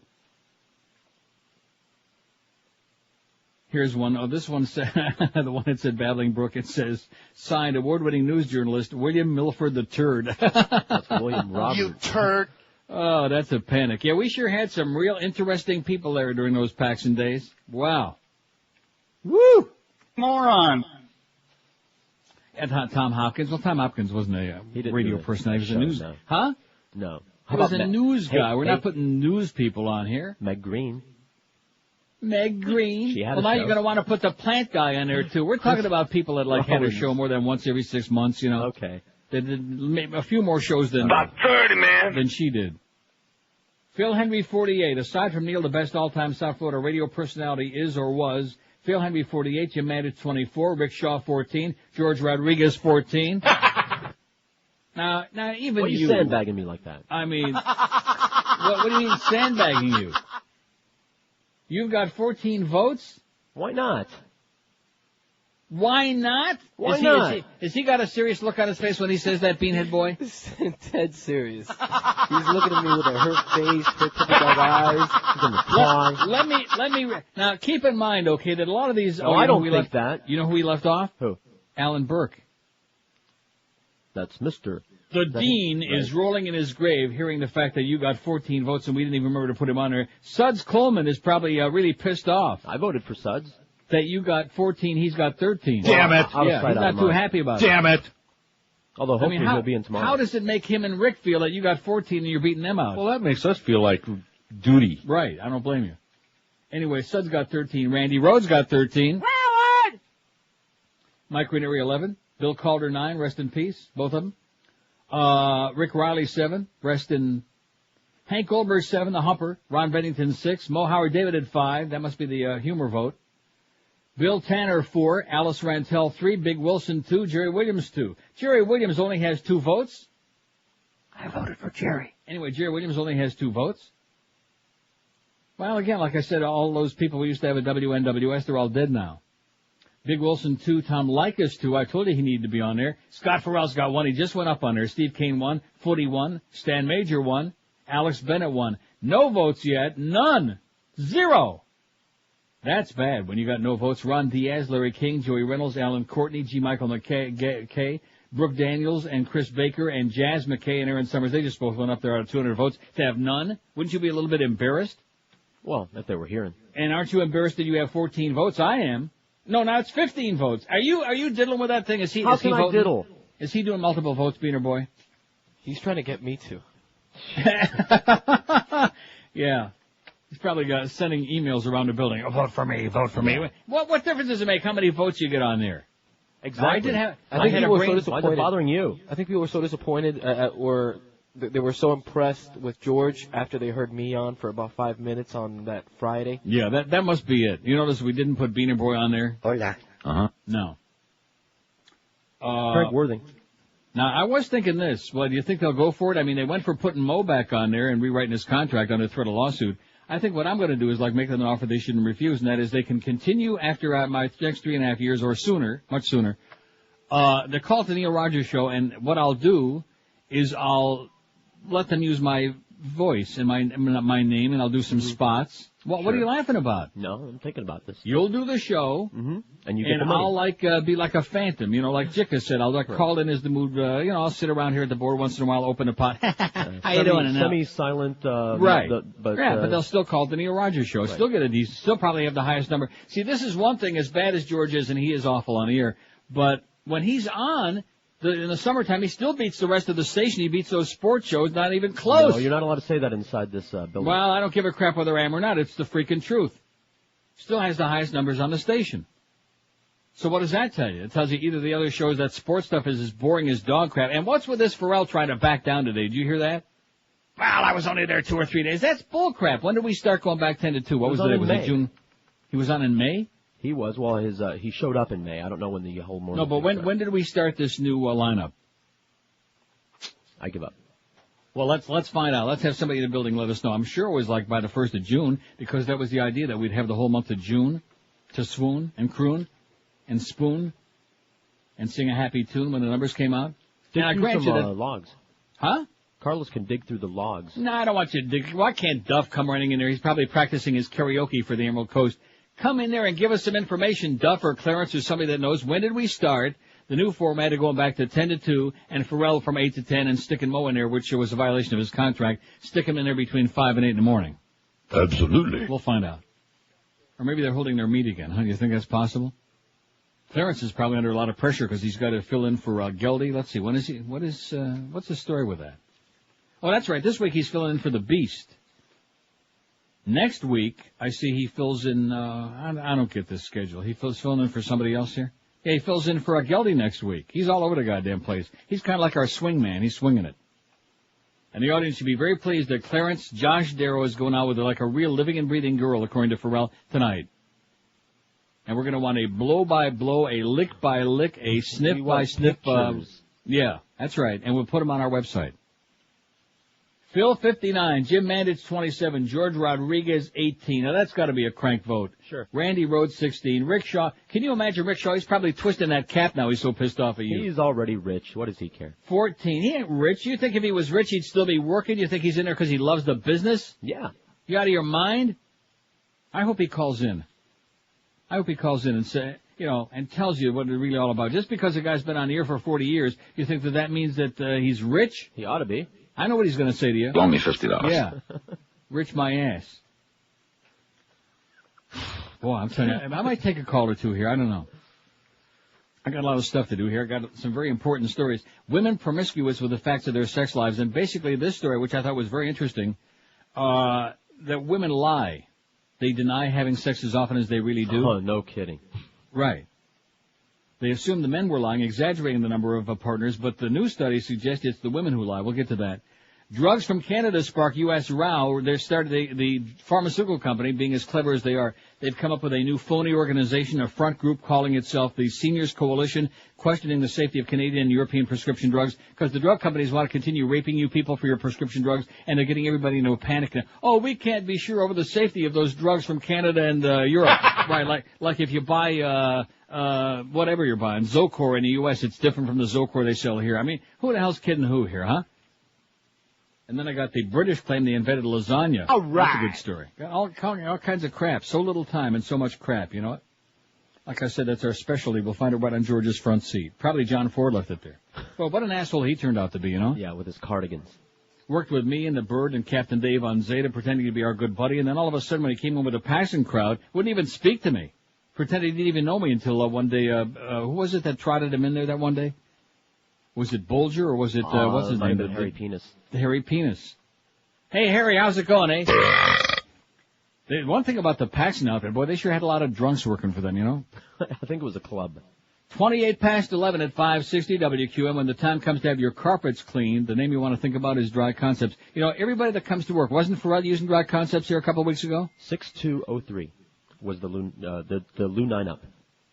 Okay, so in other words, almost the entire month of June. Yes. Well, not really, because the Springbrook ended June 18. So in all fairness, it's like a little more than a half a month that he'll be in there, but he should make an impact. You better make an impact, Scott, or else we're going to take away those Marlin tickets. Then what are you going to do? Anyway, Dry Concepts was in my home a week ago Tuesday, did their usual stellar job. Over the years, over 20 years, I've been using them in my house because nobody anywhere is better.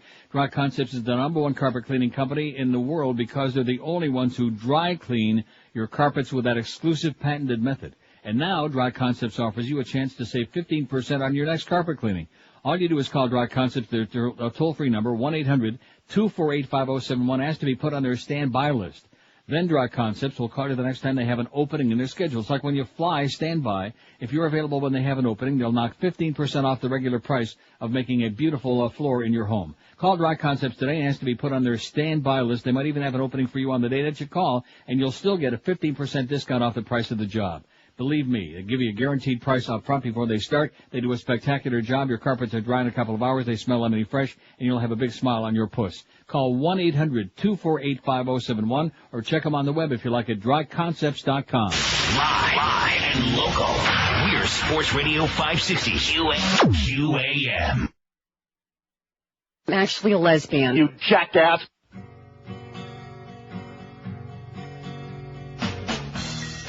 If you fry your cats in Crisco, all right.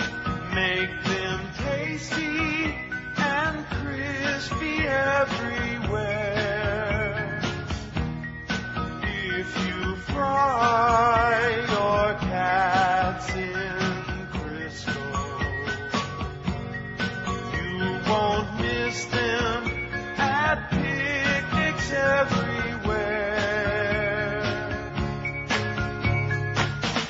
All across the nation, animal lover patience grows thin. All the consternation, Greenpeace emanation, say not again, not again. Oh, please do not fry your cats in Crisco. 11:33 at 560 WQM. Here's a good one. How could we forget our close personal friend, Don Cox? Right. Right? Get him on there right away. And Earl of Pearl. Now, there's somebody that actually is our friend. Earl of Pearl? Yes, indeed. Good guy? Very good. Is he still at the KISS? As far as I know. See, that's the amazing part about that. Power 96, although they're in the same building, Power 96, we still have no idea who's working over there except for Albie Silk. Who's a good guy? But do we know anybody else that works there now? Tony the Tiger. He's still there? Yeah. Kid Curry. Boy. DJ Laz. Well, Kid Scurvy we know, but I'm talking about the on-the-air people. DJ Laz. I don't know who that is. Anyway, Earl the Pearl is going to go on there right away. Somebody says, how about adding Craig Worthing to the list? Of course. How could we forget old Craig? Well, it's a long time, you know. I mean, most of the people we had listening at KAT, they've been dead for a long time, maybe 20 years, maybe About 30, man. at least. And here's this fact says, you're absolutely right about A Beautiful Mind. Everything about it is well done. Russell Crowe is tremendous. If you haven't seen L.A. Confidential with Crowe and Guy Pearce or The Insider, you must see them. He's as good or better than he is in A Beautiful Mind. Is that true? You saw The Insider. I did? We talked about it. About the smoking thing. The tobacco company exec, and they were making the Oh, threats that's and a all great that. movie, Yes, right. it is.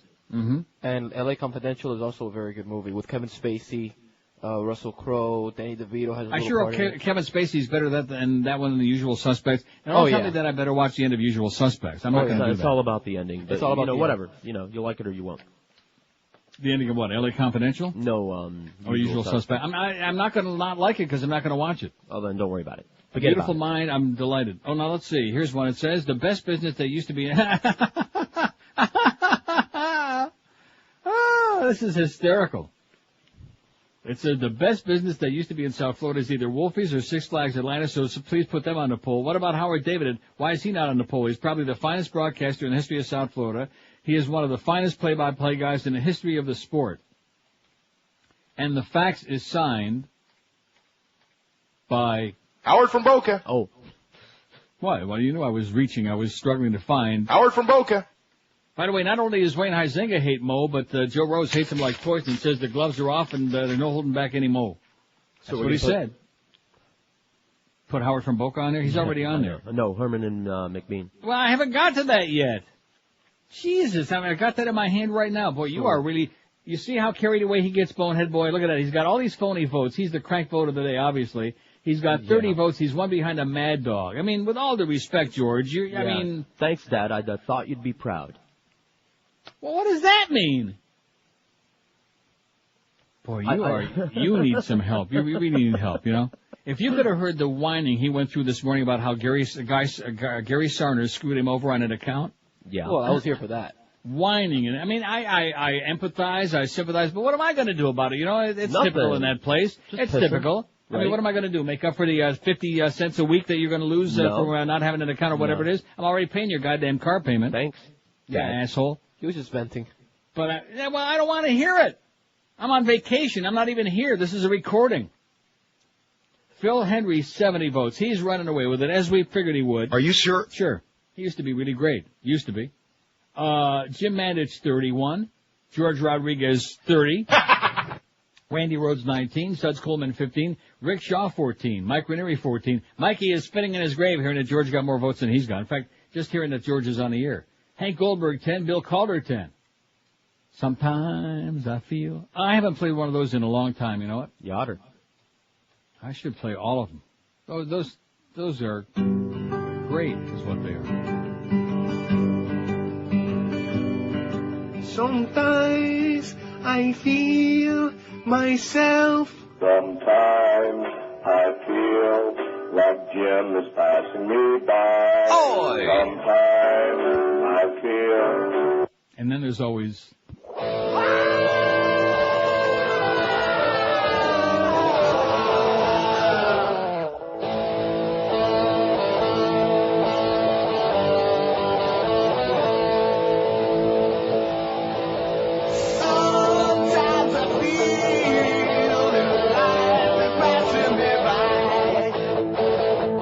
There's one of the unsung heroes of South Florida radio over the last many, many years is our good friend Mitch Lewis.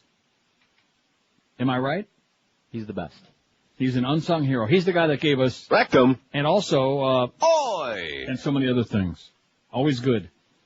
Anyway, the fax from Brian says, how about Herman and McBean from the GTR glory days before it turned into the Soap Coast station with your buddy Johnny Dark? Oh, how about Johnny Dark? Johnny Dark? He was never on, he was on here reading liners. Yeah, get Johnny Dark on it. He'll appreciate it, especially since you won't let him come in for lunch anymore. No, seriously, I like Johnny, even though... Johnny Dark's an asshole. I just don't want him sitting there pretending to be my sidekick. That was pretty embarrassing, Johnny. And Herman and McBean. But how do we do that? Because we're not putting groups on. We're putting individuals. I don't know. Skip Herman, that was his name. Mm-hmm. And what was McBean's name? Ali McBean. Was it Jim McBean, I think? Somebody will know. I think it was Jim McBean. Also, Billy Raven from Love 94, 7 to Midnight. Do you have any idea who that is? Never heard of him. Billy Raven. And how could you forget? Do you know he's going to take it personal and maybe commit suicide before he starts his new job? Greg Budell. Gregory Benjamin Budell. A legend in his own mind. Well, we're slipping. Huh? Get him on there before he starts taking a lot of pills or something. And then don't forget... It's a good time for the great taste. Neil, this is Noodles, reminding you that it's always a good time for the great taste. Yeah, Noodles hasn't come back. He's still in that opium parlor. See, I watched that again, that 4-hour version. That was great. I mean, how many movies can you watch until you have to take a few days off and let your brains unscramble? Sure. And absorb all the stuff you watched before? But I think I better get the Big Lewinsky. I better get that one this weekend. And what was the one you were just touting a minute ago with Russell Crowe? L.A. Confidential. Yeah, I never saw it. That's good. Very good. Yeah, that's what you said about Bully, too, okay? Bully and Wooly Bully and all that other crap. Whatever the hell you were peddling, those little punky kiddie movies. Those awful, nasty kids. Gummo. George didn't recommend Gummo. Oh, I've never seen Gummo. Or kids. Don't. I won't even let them near my machine. I won't let the kids near my machine. 20 till noon at 560 WQM. Here's something you ought to let near your mouth, and that's, no, not that. Oleomed. Oleomed soft gels contain the finest olive oil on this planet, around any planet for that matter. I can't imagine they got too much olive oil on the other planets because they're not growing too many trees. They're growing too many olives. Anyway, this isn't just your ordinary pedestrian olive oil like you'd find on Uranus. It's super concentrated and loaded with health benefits. Oleomed every day. I was just thinking about that. Oleomed on Uranus. Okay. Oleomed every day can help reduce the risk of heart disease and high cholesterol. Plus, there are 14 different Oleomed formulas for you to choose from, each one combining the best pharmaceutical-grade olive oil you can find in the universe with vitamins, minerals, and herbals to support specific needs in your health, from your bones to your blood pressure to your immune system. Just pick out those formulas that are right for what you need. Now there are 3 new exciting Oleomed formulas, one to help you sleep, one to help you control your weight, and CoQ10. Believe me, CoQ10 is one of the most important things you could ever stuff in your mouth. Pick up some Oleomed while you're out shopping today at Publix, Eckerd's, Walgreens, Whole Food Markets, Navarro's, and Sedano's, or order it online at oleomedamerica.com. If you want more information, call them toll-free at 1-866-OLEOMED. That's 1-866-653-6633. Pick up some Oleomed today, and like I always tell you, for better health, it can't hurt. Start popping it in your puss today. Live and local. This is Sports Radio 560. QAM. But let me say something. Boy, what a workout, huh, Tom? Oh, yeah, I'm feeling pumped now. Hey, after we hit the showers, you want to go scarf some burgers? Sure, Frank. Sounds great. Oh, gee, Tom. Nice skid mark you got there. Yeah, I have a little trouble with butt spits whenever I break wind. But what are you going to do? Butt hay. What? Butt hay. Butt hay what? No, butt hay. It's new. It acts as a shield against those nasty skid marks that can form after days of use. You know, I think I'm going to try new butt hay. But without the markings, how will I know which way my underwear goes? Well, you've always got Old Yeller. Oh, yeah. Butt hay by Brotex. It's 11:46, 14 till noon at 560 WQM. The wildly popular Jim Mandich. All right. Mad Dog's coming up at 2 o'clock. Hank the Humper will be on 4 to 7, 3 full hours. No ball game tonight. Marlins and the Cubs tomorrow. Let's give away some Marlin tickets. What do you say? No, come on. right here. You need 10? I got you covered. Let's see. Aside from Neil, the best all-time South Florida radio personality is or was Phil Henry, just waltzing away, just burying the competition. 83 votes. George Rodriguez got 40. Jim Mandich 35. Now, aren't you embarrassed that they made you the crank vote of the day? Yeah, I'm shocked and mortified. Jim Mandich 35. Randy Rhodes 22. Mike Ranieri 17. I'm only going to read the double digits. Rick Shaw 17. Suds Coleman 16. Bill Calder 10. The Humpers got 10. And Pharrell, who was the late additions, got 10. We apologize for, we gave everybody else a handicap. Right? Sure. He'll be zooming up the list. In fact, he might even pass George. Dan says, how the heck would anybody remember Alan Burke to even vote? Well, if they're remembering, I see Craig Worthing's got 1. Alice Rantel's got 4. How many has Jerry Williams got? The late, great Jerry Williams. 3. Still only 2? 3? 3. One of those is mine. How sad. One of the legends. I mean, he was no George Rodriguez, but... Anyway, how the heck would anybody remember Alan Burke to even vote? I'd have to say Phil, reviled as he may be in recent days, although I did love listening to Burke and even good old Jeff Charles. Do we want to put Jeff Charles on here? Who? No, we don't want to put him on there.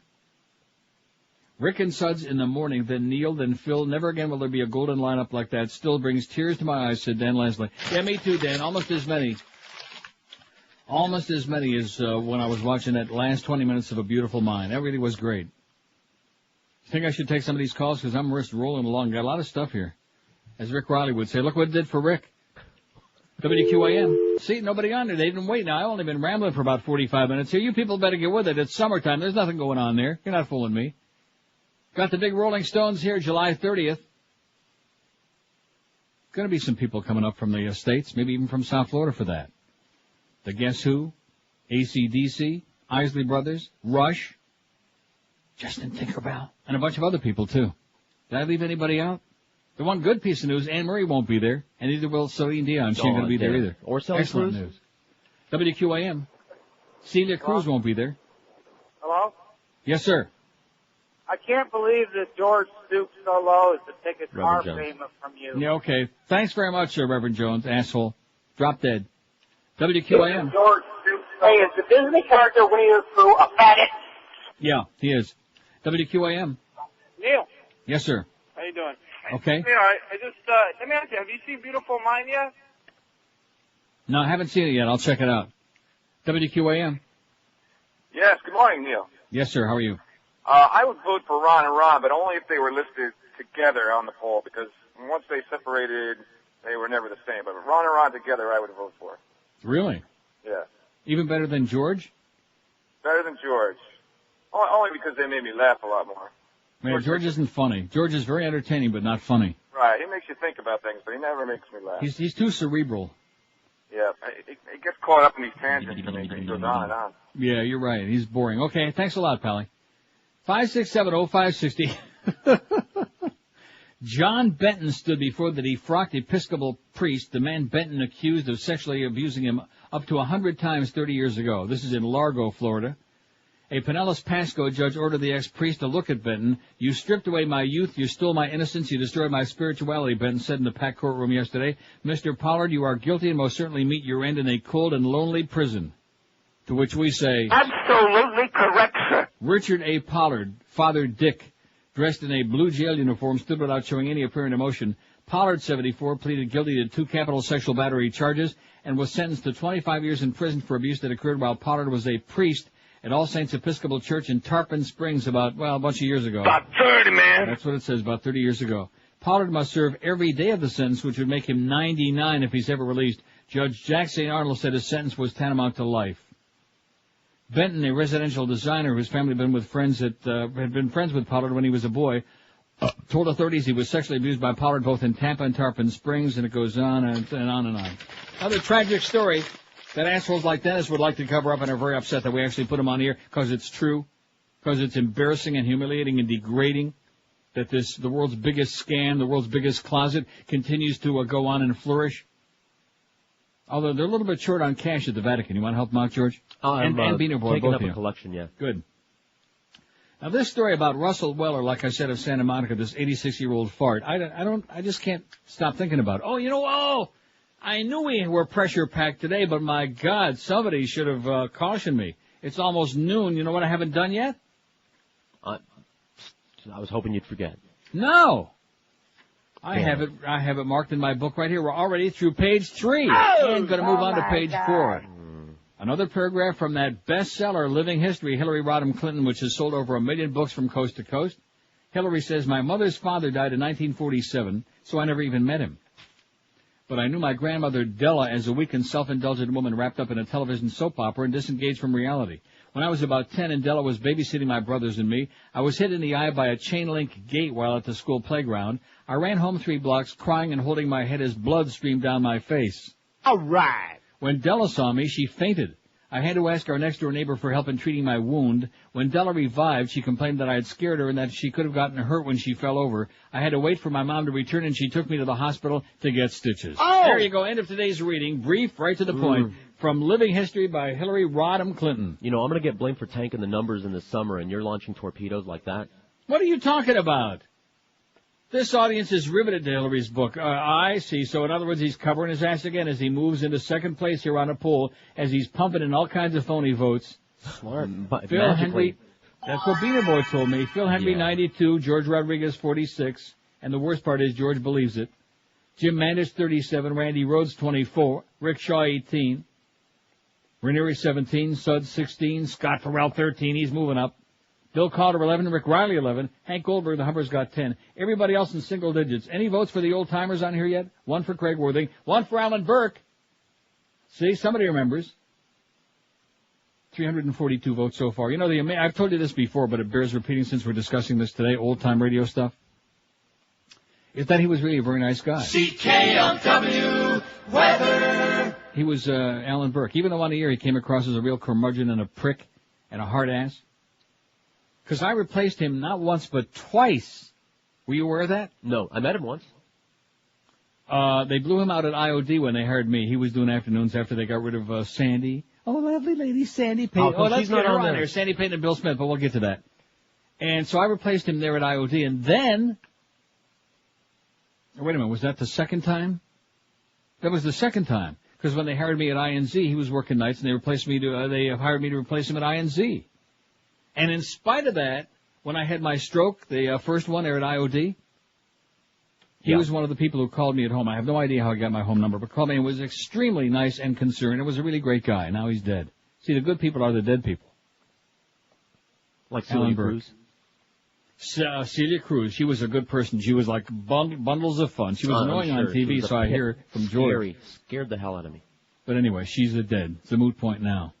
Sandy Payton, let's get her on there right away, okay? And I'm sure that a lot of the old ladies out there have been waiting breathlessly for Sandy to say, have a nice day. Right. What more could you want? Sandy? Have a nice day. Thank you. I would love to keep you all to myself. What a bitch. Everybody at IOD told us, I never met her, but they told us that, see, that's Alan Burke in reverse. On the air, he came across as a prick, like I often do, and off the air, he was a great guy like me. Right. Her, on the air, she came across as so sweet, and off the air, she was a bitch, according to everybody that worked with her at IOD. Everybody. Except, of course, our friend Cheryl. But other than that, it was unanimous. Who was the one that hated her? Like, I guess Ranieri. Those two didn't get along at all. They used to do their own little crossover there, and he hated her. Oh, after I went there and you mentioned her name, he would, like, hyperventilate. Start foaming. Huh? I'm sorry. Did you say so? Are you knocking Ranieri now? The man is dead, for crying out loud. He was a good guy. Yes, he was. See, you have a bug up your ass because of Roger Magdalene, no relation to I Mary? don't blame Ranieri for Roger. Yeah, you do. I absolutely do not. Mike was nice. Mike was a pip. I think you're holding it against Ranieri. Trust me. All you punks out there that don't know who we're talking about, too bad. Too bad someday you'll be a doddering old fool like me and Mo. Absolutely. And then you'll be talking about, reminiscing about stuff that all the young people have no idea what you're talking about. And you'll say, see, this is great because you guys are punks. You don't know what's all about. What the hell do you know? And I look at the names on this list, and they'd have a lot more votes if we had a lot more old farts still alive here. Although Ron Bennington, I mean, of course, he wasn't that good in the first place. He had a nice hairdo. Mo Howard David had 7, Ron Bennington 7. I bet you Mo wishes he had some of Bennington's hair. It's so embarrassingly true. Yeah. Oh, my God. Can you imagine that? Mo would probably give up that new contract of his if he could just get some of Bennington's hair. Put away that muskrat. 11:56, 4 minutes till noon. Don't forget, all the pressure's on Pharrell now when that book when the whole book comes out. There's a correction I have to make. Tough came back in. What is that? Thursday, May 29th is the exact date. So that's even worse for Pharrell. I mean, worse from the standpoint it puts more pressure on him. No, it's good for us. See, I want to go on record right now as saying, I'm old and I'm doddering, just like Mo says. I have no problem with that. He's right. And I'm sick and tired of carrying the radio station. No matter where I've been, it's always, it's on Neil's shoulders. Neil will bail us out. How many times have you heard that? Thanks for bailing us out in this book. Yeah, 1,000,000 times. If the whole station has a great book, then I always have a spectacular book, because it's always that graph they make with that, they're giving me that big finger in the middle, whatever hours I'm on. I'm tired of that. Let's let Pharrell have the big numbers on. Let's let him goose his, I told him this morning, and I really mean it, he's got to be the savior now to bring us back to those big numbers. And granted, it's like less than a month in this book coming out, but he's going to have an impact in there. So unless we go up substantially, I'm going to tell him right now he better get with it and quit with that Marlin ticket talk. Just about killed me, giving those stupid tickets away. The audience hated that like poison, although they probably won't hold it against him, because he's the new kid on the block. He comes in with a lot of good, good feeling. Mo doesn't have to be as paranoid now that he's got that new contract. How do you like Pharrell this morning saying to me he wasn't after 6 to 10? Does anybody believe that? No. No chance. No way. Get out of here, Scott. You weren't after 6 to 10, my fat old ass. Pharrell's on Suds' ass right now. He's got 14. Suds has got 16. He's right on his ass. 11:57 at 560 WQM. If you're in a dead-end job, like maybe radio, we got an answer for it. Maybe college is going to take too long. You don't have 4 years to wait to find a life, and it costs too much anyway. But if you can't afford just $10 a month and commit yourself to 3 nights a week for 4 months, Fast Train can help you achieve a new high-paying computer career. That's correct. Just $10 a month and 3 nights a week for only 4 months for individuals who qualify. Call Fast Train toll-free at 1-866-FAST-TRAIN. And with 4 locations in town, there is no way that there's not one close by you. They're in Fort Lauderdale, Miami, Kendall, and Pembroke Pines now. So call them today and talk with a trained career counselor who will straighten you out and set your life on a whole new path. Call 1-866-FAST-TRAIN. Fast Train offers day, evening, weekend schedules, job placement, hands-on training. So call him today and be sure and tell him that old Todd Dreck, who's also not quite so old but very feeble in more ways than one, that he told you to call 1-866-FAST-TRAIN. Fast Train's deferred payment is valid for a year. Regular payments apply thereafter. And don't forget, Gary Sarner's an asshole. Whether you're a high school student on summer break, somebody at a really underpaid dead-end job, or just looking to increase your net worth and want to get your life on a different track and start making some real serious cash, call Fast Train today, 1-866-FAST-TRAIN, or check them out on that wicked World Wide Web if you like at fasttrain.com. Live and local. This is Sports Radio 560. QAM. This is Mark Morgan. It's the 12 to 1 hour on QAM. Remember the 70s? Disco, leisure suits, the Partridge Family. But the best part about the 70s was the hair. That's right. People had great hair. And black people had the best hair of all. Afros, right. That's right. Like Clarence Williams III on the Mod Squad, Sherman Helmsley on the Jeffersons, and pretty much anyone on Sanford & Son. Yeah, Lamont, he had great hair. Well, now the 70s are back in style, including those great-looking afros. Like Samuel L. Jackson's in Pulp Fiction. Now you can have hair just like his, thanks to a revolutionary new product from the makers of Rogaine. Introducing all-new Frogaine. But I'm white. That's okay. Frogaine is specially formulated to give anyone a great-looking afro. Even white guys like me? Even white guys like you. Dynamite. Frogaine, for bald, middle-aged white guys who wish they were young, hip, and black. Absolutely. 12:03 at 560 WQAM. Are you sending me some of these faxes twice, or is it my imagination? I don't think so. Didn't think I The was. one that says about, yeah, you did. That's okay. I understand you're a lot of stress. You're trying to catch Phil Henry here. Are you? He's fast. Well, you're on his ass. Phil Henry 98, George Rodriguez 61, Jim Manage 42, Randy Rhodes 25. What? I can't look because I'm installing QuickTime. Mike Rennery 18, Rick Shaw 18. Well, I'm just keeping you abreast of the situation. Thank you. I'm going to play something right now that you must listen to. Pay attention to this. Okay. This will knock you right off your seat, okay? Keep an eye on him, Beaner. Driving home the music. music, driving home the news, driving home the sports and weather, all the different views. Oh! He'll help you through the traffic, share a smile or two. Bob DiCarlo's driving home with you every day. All right. Bob DiCarlo's driving home on someplace special. WIOD.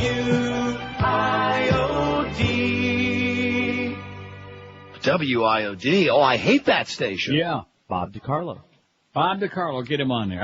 I guess he was on in the afternoon, driving home, I guess. Bob DiCarlo. The problem with this disc from 91 is that the titles are all on the disc itself. Don't you hate that? Yeah. You know what I'm saying? I know it's, I guess I've dubbed everything else off of there into the DCS anyway, since I'm way ahead of you guys. I'm way down the road. You'll never catch me. Got lots of good stuff in here. Anyway, here's a fax from Chris in West Palm Beach, who says, I really started enjoying Jack Cole during the 96 elections, the way he would rip Bob Dole. Jack Cole ripped Bob Dole. And the Republicans was priceless. How about the Inquisitor General, Mr. Jack Cole, rest in peace. Okay, get him on there, Jack Cole, for the Palm Beach crowd. Make them feel better, because the people in Palm Beach really feel that we're in that market. And having worked at JNO myself, 108 years ago? 28 years ago, 1975. That was the year I was almost skinny. That was the year I lost 96 pounds. Oh, then I got that search party going and found it. Was it Larry Kent. Larry Kent, rest in peace. Get him on there. I wish I can remember the name of that old guy that used to call him and rip me an ass, that homophobic old coot, who I'm sure is dead by now. Dennis. No, not Dennis. He's reincarnated into Dennis. Ernie Sochin. How could we leave off the great Ernie Sochin with those wonderful biorhythm shows and the missing sock shows? Ernie Sochin. Good guy. How about, another guy that... Have you said Rick Spiderman yet? We'll just relax. We're getting to them, okay? We're getting way down the list, okay? In other words, you have to have a minimum number of listeners to qualify for this poll. About 30, man. Okay, if fewer than 30 listeners, you're not qualified to be on here. Now, you notice who we haven't put on there is going to be very upset with us. Think about it. Think about a silly person who wants to be a baseball player. Norma Kent. There you go. He's got that big 1 hour. Oh, everybody in the courthouse in Fort Lauderdale listens to me every day. We're good. Good for you, Norma. You're an idiot. You're a silly person. Stay the hell away from me. Oh, my God, how could we leave off one of our very unfavoritist people? Another break already? The queen that was on WIOD that provides that fruity... Okay. Soundbite. Drew Michaels. He crossed my mind, but he was only on for maybe 2 weekends. He's an asshole. Nah, you're crazy. I'm telling you. I liked him. One thing he said that I liked. I thought Joey sucked. See, he wasn't totally a moron. We got all those drops in 1 hour of one show. Get him on there, Drew Michaels. He's legend. I made him into a legend. I mean, anybody that can say, with the kind of fruity enthusiasm that he did, and what's not to like? Plus, we got all these things in here. There's only one, Neil, thank God, and I don't want to be him. Unbelievable. Yeah. Man, oh man, I saw him once. It made me embarrassed. I wanted to go straight so bad when I saw that child. He made Freaky Carlos out there at our reception desk seem like Hercules. He had a handshake like Bob Neal. Yeah, fruity, real fruity. By the way, Bob Neal, we hate you. We can't stand you. I want to pass this along just so you can't say you didn't tell us so. We told you so. What? You don't even know what it is yet. I'm speculating. No, you have no idea. I haven't faxed this story. It's not one of our bedtime stories, although it should be. Internet users who allow others to copy songs from their hard drives could face prison time, Beaner Boy, under legislation introduced by 2 Democratic lawmakers yesterday, and the Ticket Defense Team will be able to help you with this one. I'm not saying that you're doing that, but I'm just passing, since you're a computer wizard, I'm passing it along. Oh, thank you. The bill is the strongest attempt yet to deter the widespread online song copying that recording companies say has led to a decline in CD sales. Of course, it couldn't have anything to do with the crappy music, could it? No. Sponsored by Michigan Representative John Conyers and California Representative Howard Berman, the bill would make it easier to slap criminal charges on Internet users who copy music, movies, and other copyrighted files over peer-to-peer networks. Also over peer-to-queer networks, too. Take a long walk. Are you interrupting me again? Here I'm trying to do like a couple of bedtime stories. The recording industry has aggressively pursued Napster, Kazaa, and other peer-to-peer networks in court, and recently announced it planned to sue individual users as well. In a series of hearings on Capitol Hill last spring, lawmakers condemned online song swapping and expressed concern that networks could spread computer viruses, create government security risk, and allow children access to pornography. Few online copyright violators have faced criminal charges so far. A New Jersey man pleaded guilty to distributing a digital copy of the movie The Hulk in federal court 3 weeks ago, but the Justice Department has not taken action against Internet users who offer millions of copies of songs each day. The Conyers-Berman bill would operate under the assumption that each copyrighted work made available through a computer network was copied by at least 10 others, by others at least 10 times for a retail total value of $2,500. That would bump the activity from a misdemeanor to a felony, carrying a jail sentence of up to 5 years in jail. It would also outlaw the practice of videotaping a movie in the theater, a favorite illicit method of copying movies. Can you imagine that? I don't have to imagine it. No, seriously, have you ever seen a guy watching a movie in a theater with a camcorder? Yes. You have? Yes. Get out of here. No. No, seriously, have you seen that? They usually do it during the private screenings, the pre-screenings that they make available to the critics. I think those people ought to just be shot right on the spot. I mean, what kind of crap is that? I mean, talk about being blatant and obvious. Mm-hmm. At least go out and get a bootleg pirated one. I'm not suggesting that, blatant but I mean, and obvious. That's if well, you that's must where they sell come it. from. That's if where you they, must sell it. Yeah, that's where they get the bootleg copy. Assholes. George is moving a little up onto Phil's ass there. Aside from Neil, the best all-time, what? You're giving him, you got a shot, man, like Jimmy Johnson says. You got a shot. We got a shot. Aside from Neil, the best all-time South Florida radio personality is or was best all-time over the last 100 years, all through these golden oldie days of radio. And now, ladies and gentlemen, the Charlie Van Dyke Show. CKLW. Well, he never worked in this market. Phil Henry, 103. George Rodriguez, 65. The Mad Dog, Jim Manwich, 44. Oh, you got him beat. Randy Rhodes, 29. 29, Randy. Howard! Rick Shaw, 19. Ricky Ticky starting to put a little move on. He's pissed. Mike Ranieri, 18. Suds Coleman, 17. Rick Riley, 16. But if you put them together, they still can't come close to George. Hank Goldberg, 14. Scott Farrell, 14. Now, wouldn't you think Farrell would move up a little faster? He's going to move on up. He hasn't been here that long yet, though, huh? Exactly. I mean, when you look at George's got 65 votes and Farrell's got 14, and Mo's got only 8.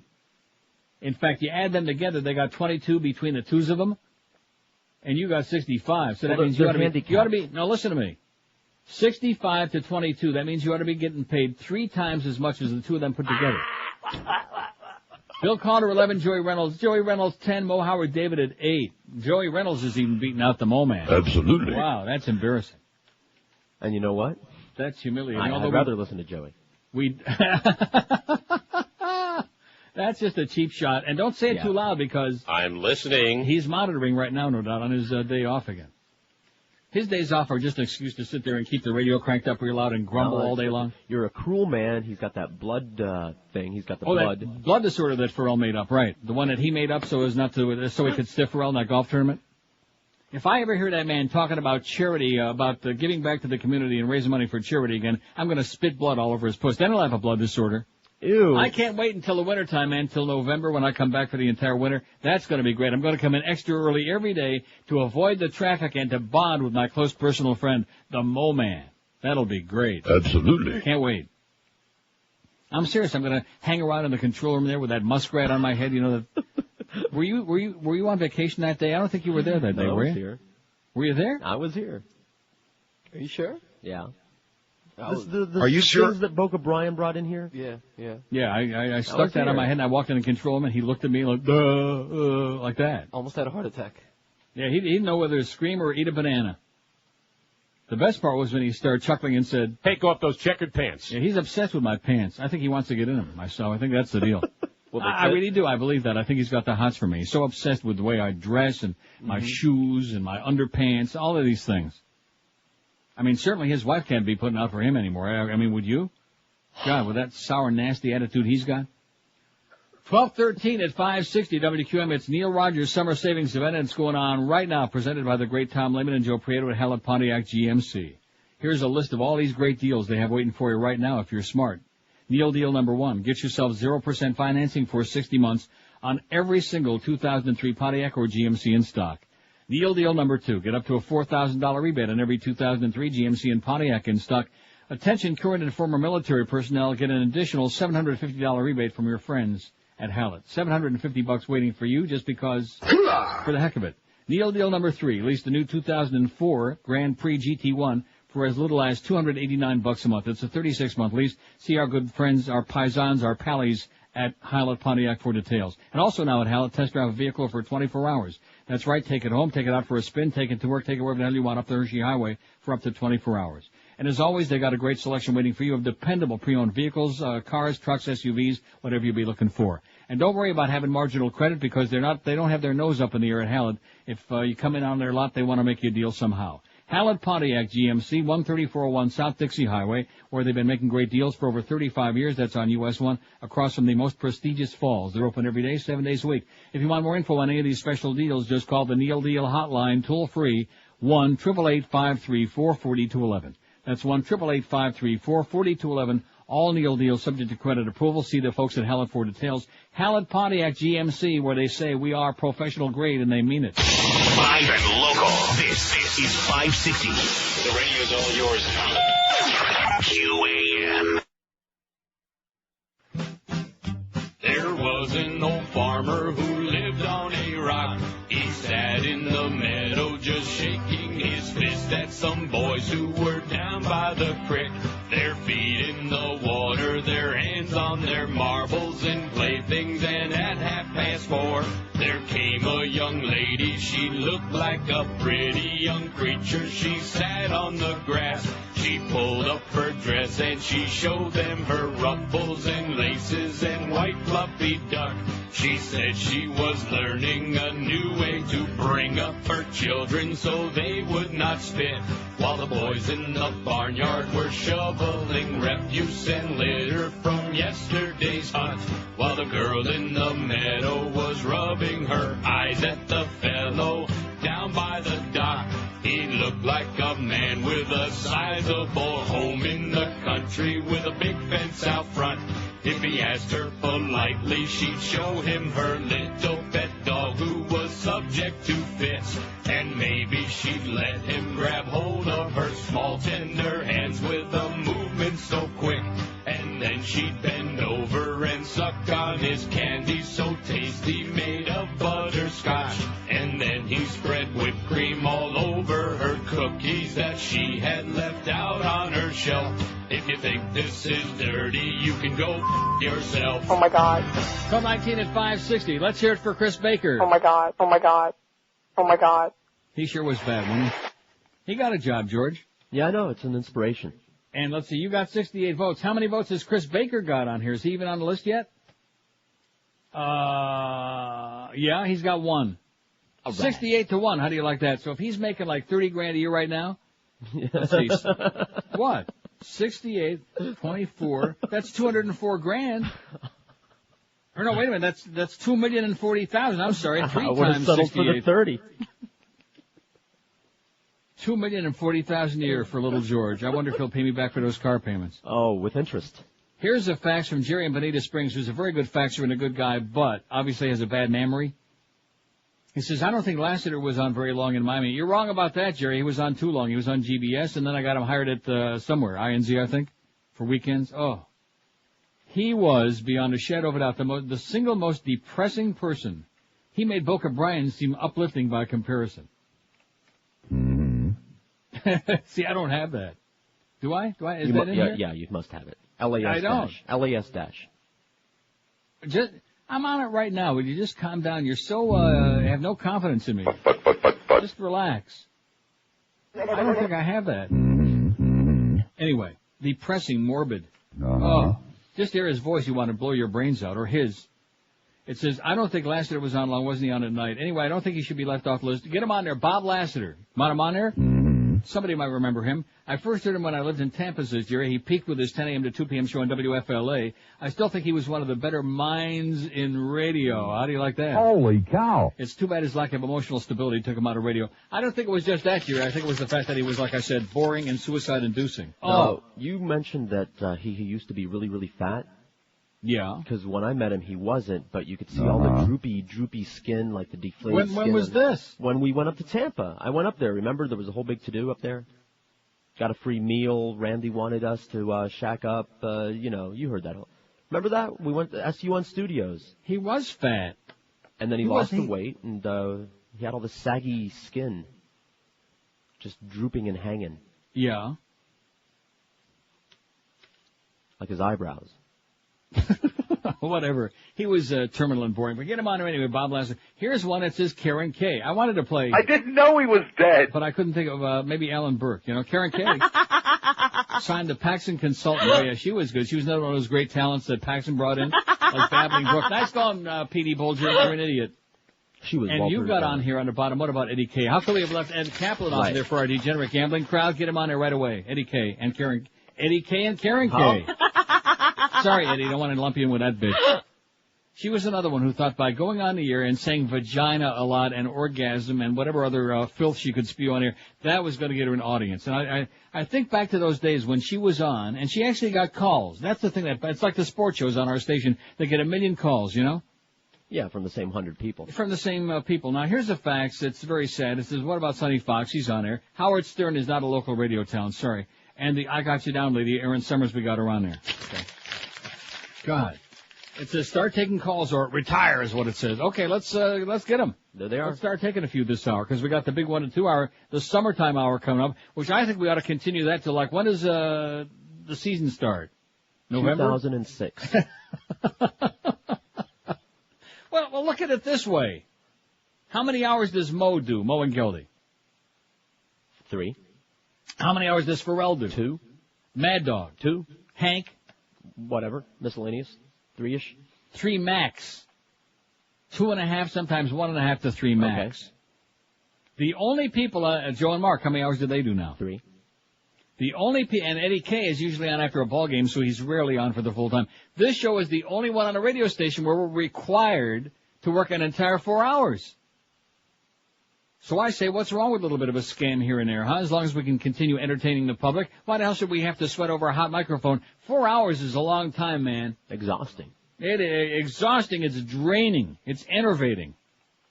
It's exasperating. Debilitating. Right.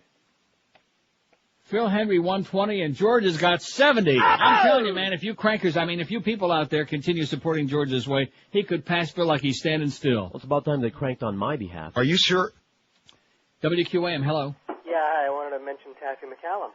Oh, how could we forget Taffy? In fact, Taffy, you know something? The scratchiest voice before Pharrell was Taffy McCallum. You got it. Thanks. Put on the list. Thank you, sir. Was Peppy Fields on the radio? On KAT, but like only a part. I mean, if you're going to put her on there, you have to put Alfie on there, all those other, I mean, come on. The only KAT person deserving to be on there was Craig Worthing and yours truly. Anybody Carlos else wants now? to know how to spell Daffy Duck, whatever. Taffy, Taffy, MC, capital CALLUM, McCallum. Hi, this is Taffy McCallum, and I'm a real right-wing asshole bitch. Maybe she actually died and turned into Ann Coulter, you think so? Yeah. Possible. Although I don't think Taffy was whatever Ann is. Nazi bitch. Taffy McCallum. I got another good one for you. How about John Howard? I forgot all about him. See? Oh, and see, that would have been a good spot. I'm sorry. My bad. That's the part where you're supposed to say from Lassiter. I didn't know he was dead. Oh, yeah, is that who he was talking about when he was telling that story? I have no idea. You're asking me like stuff that happened all that many years ago? You got to be off your rocker, whatever your name is.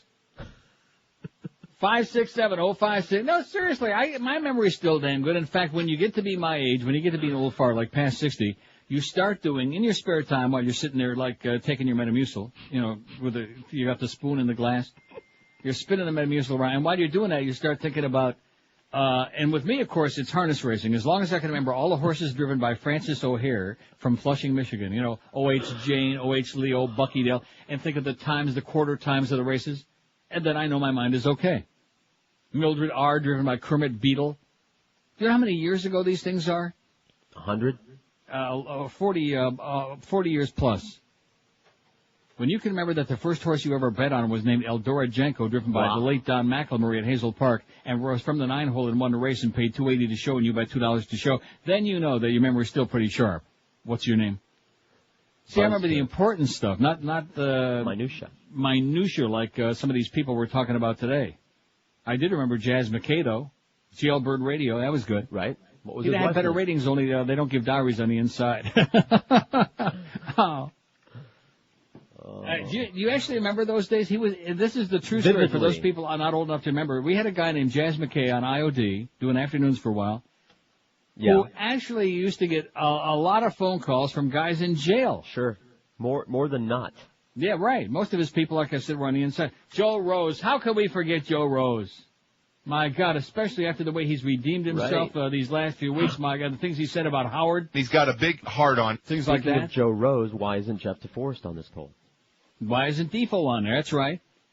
Well, look, it's taken us time. This is a massive undertaking. Speaking of undertaking. Absolutely. There's a fact about Mo again. It says, I think another great image of Mo for your website would be Mo Man the superhero. Can you imagine him standing in checkered pants with one hand on his hip, another holding a 7-iron with his cape blowing in the wind? I like that. It says, if I was computer savvy, I would do it, but I'm not. This is from Jay in Boynton. Also, I like Pharrell a lot, but he is doing his best to kill his show. Oh, yeah, see, it's not just me. 2 hours of if it's free, it's me, people calling in droves is dreadful and embarrassing. You're a great talent, Pharrell. That's what pisses us off even more. If you had no show, if you had no actor or anything, that would be different. But you're a very funny guy. You're very entertaining. You know some of your sports inside and out, although Mazeroski wasn't as good as Ryan Sandberg. But regardless, that's what people tune in for, not to hear, ticket. If I never did it, I'd be, out of line. But I've been through that. I've been there, done that. It was abortive. George can tell you. Oh, please. We've ticket giveaways. Oh, can I have the tickets? Can I have the ticket? Oh, my God. It's a temptation. It's the easy to resort worst to. radio, an absolute tune-out, if ever there was one. The most embarrassing crap that I've ever done. And WIOD. Hello? Ticket Central. Hello, can I have the tickets, please? Yeah, there you go. She was one example out of the millions of freeloaders in South Florida. It's bad radio, Scott. The audience is starting to get PO'd. Cut the crap. Forget about the freaking Marlins. Nobody cares. Hurricane season's here. Before a storm hits, you always put up shutters to protect the windows and doors of your home. But what about the roof of your house, huh? The Somay Paint Factory makes Roof Mastic, a roof coating that can help you hurricane-proof your roof. Somay's Roof Mastic saved hundreds and hundreds and zillions of roofs during Hurricane Andrew, while the unprotected roofs were peeling off and flying down the road. Somay also has waterproof coatings for every kind of roof. Call the Somay Paint Factory at 305-633-6333. Somay Paint Factory is the oldest quality paint and waterproof coating manufacturer in town. Somay is going to save you a lot of cash because they eliminate the middleman markups, and they sell to you and everybody else at wholesale prices that are 60% lower than what you'd pay for the same national brands in your expensive retail stores. So protect your home and property from South Florida's tough tropical climate with the best paints and waterproof coatings, too, at the best unbeatable prices. Call the Somay, S-O-M-A-Y, Somay Paint Factory at 305-633-6333, or find them on the web at somay.com, S-O-M-A-Y, somay.com. You save yourself a schmittload of cash when you buy direct from the Somay Paint Factory. Please tell them that old, ancient, doddering Neil told you to call 305-633-6333. We're Sports Radio 560, QAM. See if you can spot the fat one.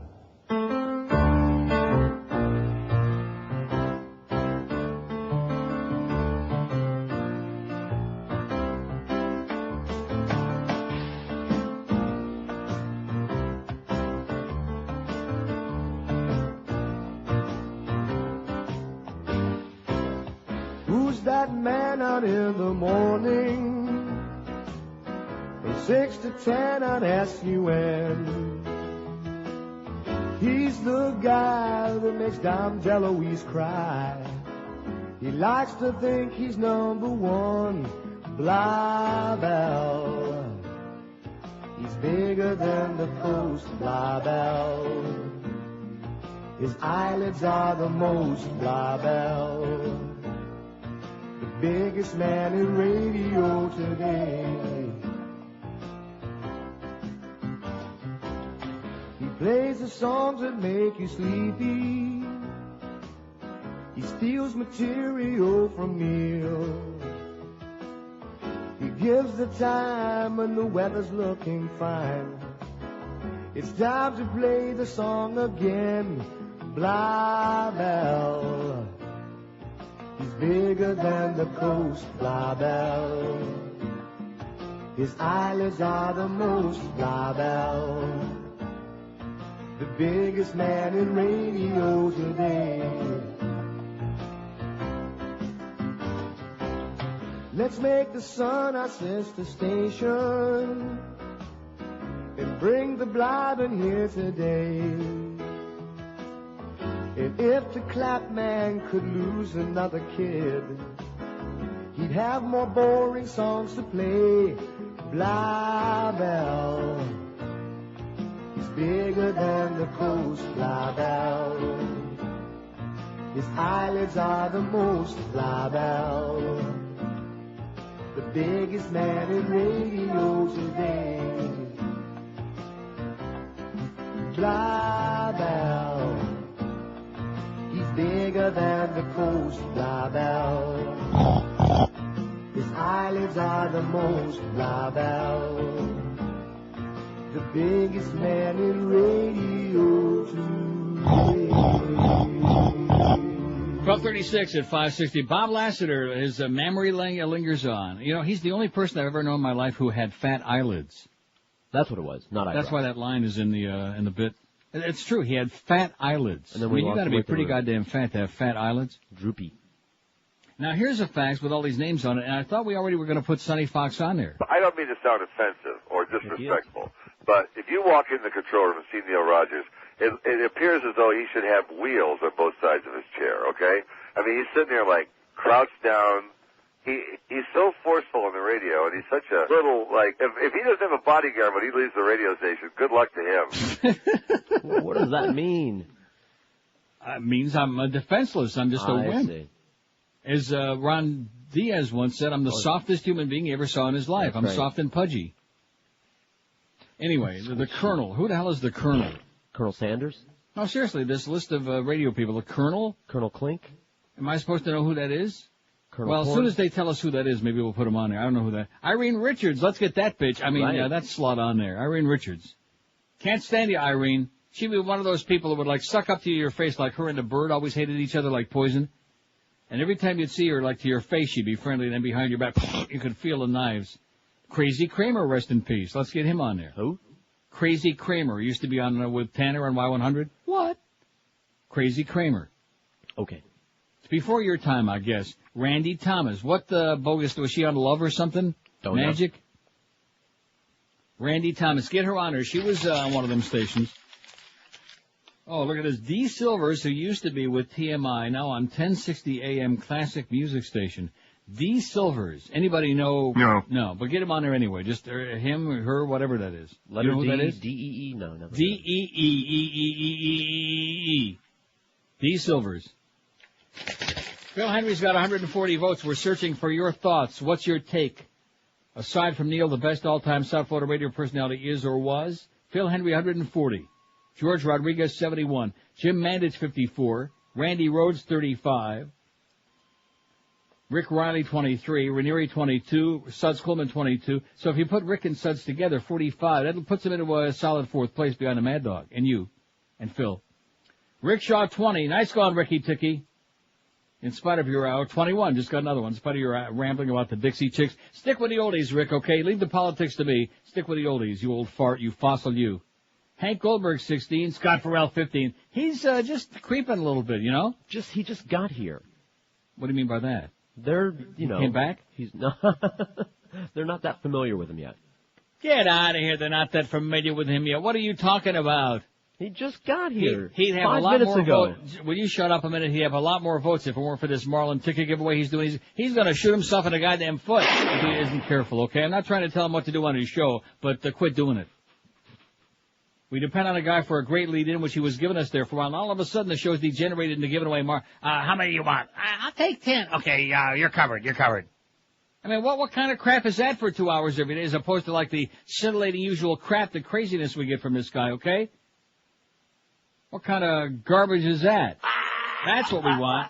We want 2 hours of every day. I want to hear a bunch of freeloading assholes, typical Floridians, begging and pleading and squeezing for a bunch of cheap-ass tickets they can't shell out the few bucks for themselves. God, I hate that. They're killing him, man. Don't let them do it. Don't let them do it, Scott. They'll kill you. Scott Farrell, 15. Joey Reynolds, 13. That's embarrassing. He ought to be way the hell ahead of Joey. Bill Calder, 11. Oh, Howard David at 8. Absolutely. Stan Major and Johnny Dark each have 8, okay? That's pretty sad, Mo. when you're tied with Stan Major and Johnny Dark. I mean, Johnny's a good guy, but he was like a voice on the coast. I don't think he was ever even a DJ in this market, was he? No. Johnny Dark! No, he was at RKO in Boston. He was all over the place. The only thing that I know he didn't, well, maybe I'm wrong about that.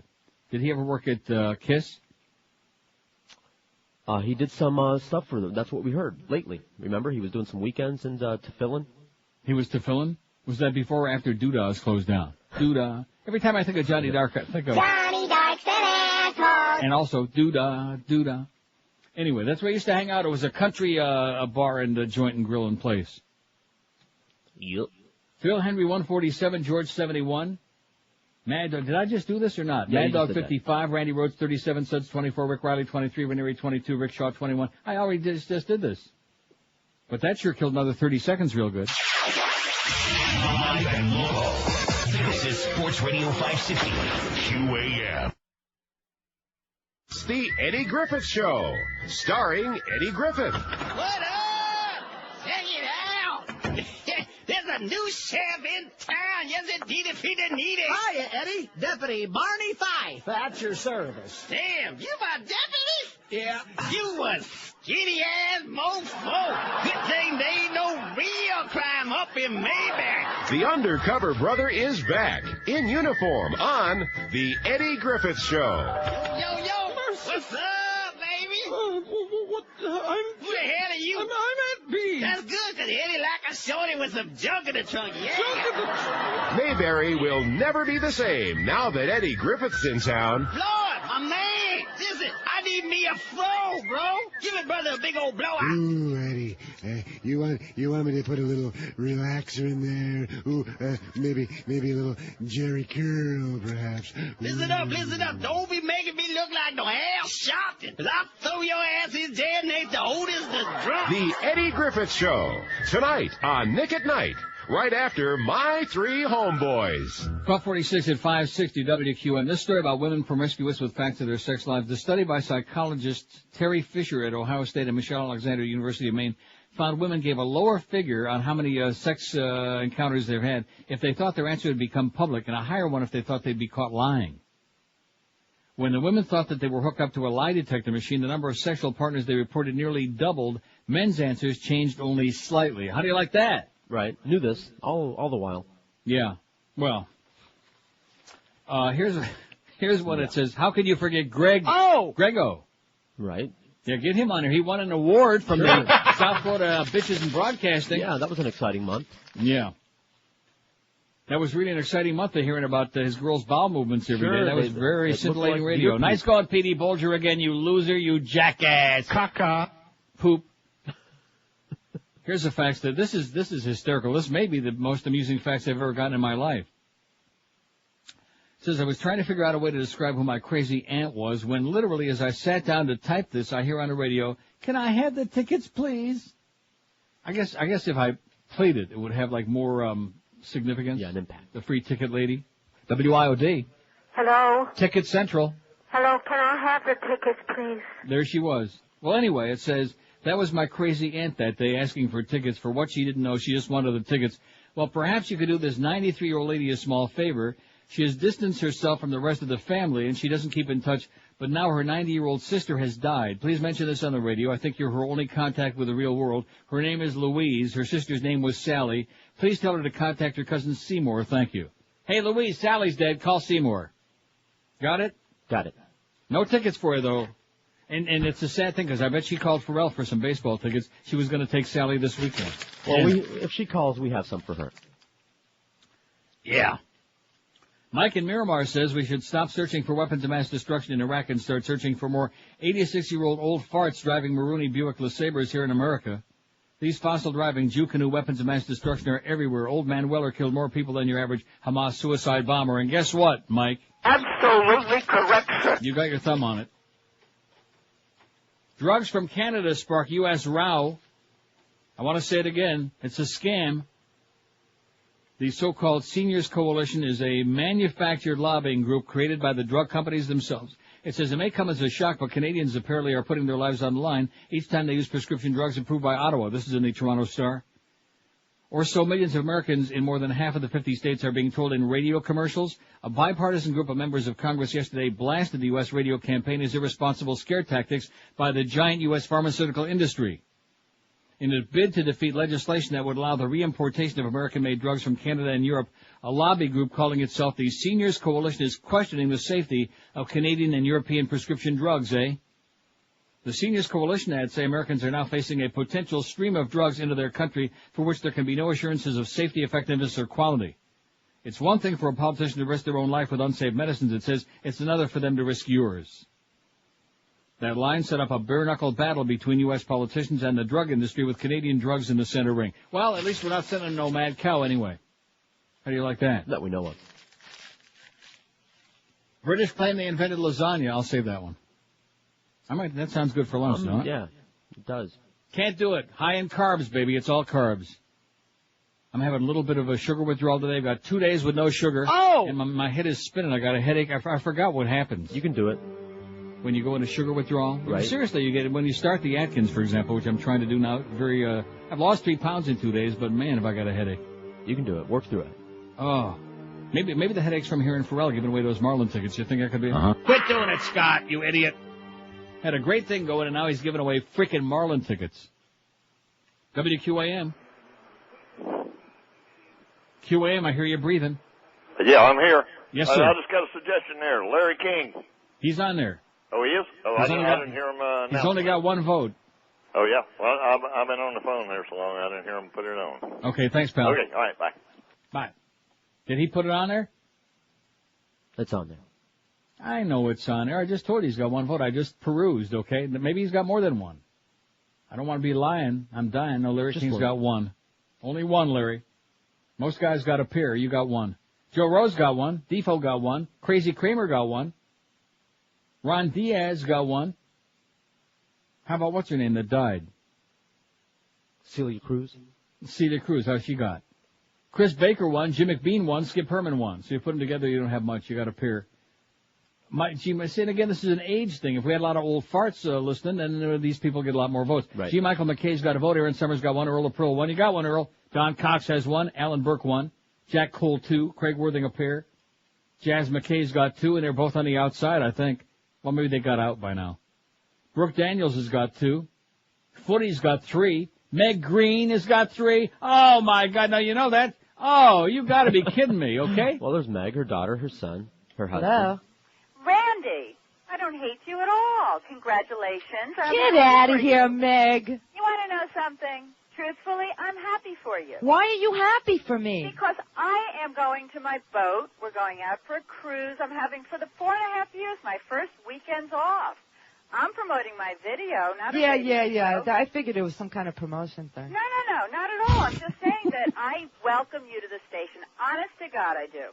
Really? Trust me, I'm not lying. All right. I called to congratulate you. Well, Meg, can I just ask you one lousy question then? Sure. Why on your last show did you say I didn't have a chance in hell of doing anything over here at WIOD? You know what? I made a mistake. I made a bad call. Damn right. I've been listening to you, and I think you're fun, and I think it's perfectly okay to relax and have fun on a weekend. Honest to God. I need it too. Yeah. How's that? And I'm enjoying listening to you, and it's no bull. Now, have a good day. See ya. Don't believe a word of it, man. She sat here and trashed me for a whole afternoon.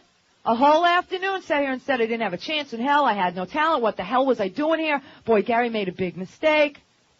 Now she wants to promote something at our tailgate party, so she's going to kiss a little butt. Nice going, Randy. Yeah. Howard! Speaking of old times. She always had a big pair, yes? Guess who was running the board and why we got that? Meg Green. No, who's running the board for Randy that day when that call came in? Adam. Wrong. Wayne. Yeah. Me. Oh, you were running the board that day. Oh. Well, we don't give you too much credit. You're doing too well on the poll here. Your head is swelling like crazy. Something's swelling. Beaner Boy said he had to put like a cold compress on it to get the swelling down. And the head too. Jorge. WQAM. Don Agony and Noodles. Who? Don Agony and Noodles. Okay, very good. You want to put them on there? Okay. Don Agony. I mean, Noodles was like, that would be like putting the bird on there. How about the bird? There you go. Carlos needs to know how to spell agony. Don't try, just a minute. Don't try to slough that off. No, we're not. But Carlos needs to know how to spell agony because you'll forget if we go on to other How things. to spell agony? Yeah. Which I'm experiencing right now because you asked me that question. Is that the actual word? Is that his name? Agony? Don word? Agony. A-G-O-N-Y. And believe me, just spelling this to you here right now. Agony. As in the agony and the ecstasy. God. And Glenn Hill. The late great. Glenn the Bird Hill. Isn't this great that we got such a list, such a massive... Well, we're trying to get all the people in there who might qualify. 605, we're talking about the history of South Florida radio. And, of course, there are people who aren't going to be on here that nobody remembers. Like, what's the guy that died that used to be on QAM? That was married to Lynn, what's her name? Lynn, what the hell was her name? That's on CNN Headline News for a million years that I used to work with. See, now there's the Alzheimer. I remember Jim Alton, but I can't remember Lynn, Samuels. Not Lynn Samuels, Lynn, something. I don't know. Isn't that embarrassing? But at any rate, what the hell was her name, George? I don't know. Okay. The guy that used to be Jim Dunlap. Okay. Well, the reason I should know these things... Huh? We have jingles for him, don't we? That's what I'm going to say. We have jingles for all of these people. I don't think like the sports guy like John Moynihan. He's also dead. We got like... He's a tiger. Jim Dunlap. Wonderful. WQAM. Oh! Yeah, I mean, who's going to remember? Ricky Ticky, he'll remember Jim Dunlap. I'm sure he probably worked with him. But nobody else is going to remember that. What's the point of putting names on here nobody's going to remember, right? Just for fun. What was her name? Jim Alton and Lynn so-and-so on a morning show on KAT. She was the program director for a little while. Sid Levin liked her a lot. Right, Sid? Liked her. Uh-huh. What the hell was her name? Lynn, it's on the tip of my tongue. WQAM. We got a shot. We got a chance to be special. Thanks, Jimmy. You're old news, man. You're stale. Nice job, by the way, here. WQAM. Hello. Yes, sir. Lynn Russell. Did I give you a name? Go ahead. Bill Williams. Who? Bill Williams. No, this has to be from the 21st century. The 21st. Yeah. Do you all remember Bill Williams? I have no idea who that was. How about Jerry Williams? He was one of the great talk hosts on that station. On what station? One of the big ones, ILD or QAM. You're talking about Bill Smith? Oh, is it Bill Smith? Bill Smith and Jerry Williams. You put them together? Yeah, Bill Smith, yeah. Okay, listen, time for the Metamucil, Pops. And don't drive today, whatever you do. That must have been, what's his name, from Santa Monica. Right. See, they just shipped him down to Hallandale. He already discovered the show. Nice, welcome. All right. Welcome to South Florida. You'll love it here. The hotel's here. No, it's great to have him here. We need lots more old farts to destroy it for everybody else. Am I doing Balance for Life now? See, now I discover why the Beast is waiting until next Monday. No more excuses, you fat tub of crap. And that was a horrible piece in CityLink, by the way. You made yourself look like a fool. God, like natural. If you want to lose weight, Balance for Life is the answer for you. I want to tell you one thing about Balance for Life that separates them so big time from all of these other phony baloney weight loss programs. Is the food. I don't want to mention Jenny Craig or Putrid Systems or any of those by name, but the food on those other systems, man, if you've ever tried any of that, even your parakeet would laugh at it. First of all, the portions are tiny. Secondly, they're loaded with refined carbohydrates, which are addictive and make you hungrier than you were in the first place. And thirdly, there's not a chance in hell that they're going to satisfy your appetite. Balance for Life, on the other hand, brings you a black sack every morning by 6 o'clock in the a.m., and in your black sack is plenty of food to keep you happy all through the day. 3 gourmet meals, 2 delicious snacks, they're all in there. And like I said, they're all fresh and delicious, no preservatives, no chemicals, no crap. That's the key if you're on any weight loss program. You know that's one of the most important things, is being full and satisfied as opposed to starving to death. Another problem is, what am I going to buy when I'm in a supermarket? Well, when you have Balance for Life, you don't buy anything because there's no cooking, no shopping, no cleaning. All you have to do is fill out the menu they send you once a week. There are 2 choices for each meal every day that you're on a program. That's it. That's the only choice you'll have to worry about making. Other than that, the food is all in there, prepared by them, especially on a zone diet to help you lose weight fast. So watch the weight start pouring off your body almost immediately with Balance for Life and stop being out of shape and gigantic and lethargic and maybe on the verge of diabetes or over the edge. Call Balance for Life today at 954-568-3229. Try the effective and delicious way to lose that weight. 954-568-3229, or check them on the web at balanceforlife.com. Live and local. We're Sports Radio 560 QAM. Holy cow! It might be, it could be, it's the 1 to 2 hour with Neil Roberts. Saturday morning, join Bullwinkle J. Moose and his bully buddy Saddam Hussein for the madcap misadventures of Iraqi and Bullwinkle. Beanie, beanie, chili beanie. The United Nations is about to speak. Who cares? Give me that crystal ball. Reckon he got up on the wrong side of the bunker. Perhaps a poem will help. Saddam, you're one whacked out dude. And just like your oil, you're smelly and crude. Hey, Moose, did you see your squirrel friend? Oh, you mean Rocky? Sure, he's over there. And over there, and over there. Oh my, Rocky! What do you know about this, Saddam? Don't ask me. Ask my auntie. Auntie? Auntie who? Auntie Aircraft. Oh no! Join us next time for Oil's Well That Ends Well or Kiss Your Gas Goodbye. Hey, Moose, what's the weather forecast for today? Balmy. Iraqi and Bullwinkle, Saturday morning on Nickelodeon.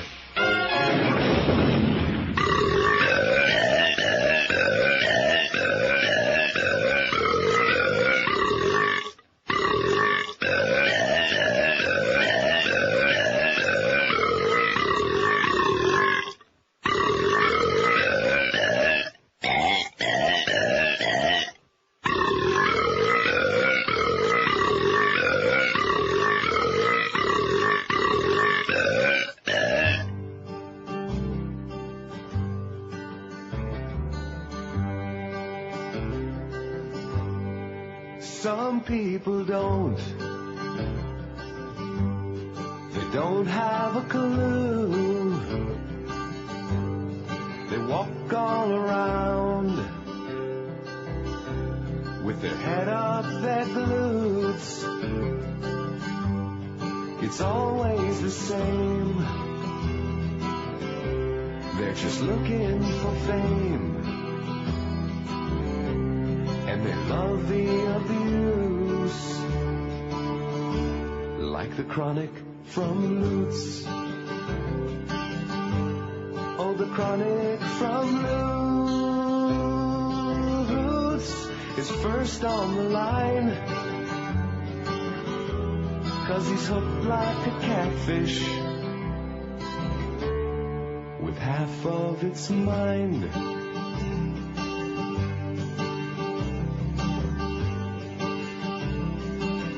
We'll be waiting for you up here now. Just come on up with your green Corvette. You and what army of little yahoos, sir? All your friends from Carrollwood? All your friends from Tarpon Springs? Why don't you stand up like on your own? It's always we, like you got all your buddies. How come you don't like stand on your own thing, pal? We do stand on our own. There's that we again, man. Are you speaking French or English? Everything's we. We, I, we all. There we go, we, I. You sound like Dan Quayle now, sir. You can't even spell us. We don't want to obscene pig on the radio. Right. And you know, Wait, was that pig as in we? You sound like Ed Beatty now. Are you in Lutz or are you in Aintree, sir? I think you've been up in Aintree in the woods with Ed Beatty. You want to admit it now or wait till tomorrow? Some people don't. They don't have a clue. They walk all around with their head up their glutes. It's always the same. They're just looking for fame. And they love the abuse, like the chronic from Lutz. He's the chronic from Lutz. I don't believe it. Look at that girl. She's a big-name beauty who's appeared in movies, and you've seen her in the picture show. Yeah, I saw Ghost. Bruce Willis is her hubby, and she's got a little baby that she brings to the studio. Right. She makes all kinds of toes and buy all kinds of clothes, but the clothes she doesn't wear are the clothes that are painted on the girl who's naked on the cover of the Vanity Fair. Vanity Fair. Demi Moore is naked on the cover. Fair. With a suit that's made from watercolor. Fair. Is it truth or is it dare? On the cover of the Vanity Fair. And it's a very, very good paint job. I think I'll take up art. I got a great big passion for her skin-tight fashion, 'cause she's gone out on a limb. She got a body by Sherwin-Williams, and they even did the trim. She got a pinstripe bosom and lapels go with 'em, and she's looking so debonair. Oh, so beautiful. But you ain't seen nothing like the extra buttons on the cover of the Vanity Fair. Vanity Fair. Demi Moore is naked on the cover. Fair. With a nerve like that, you gotta love her.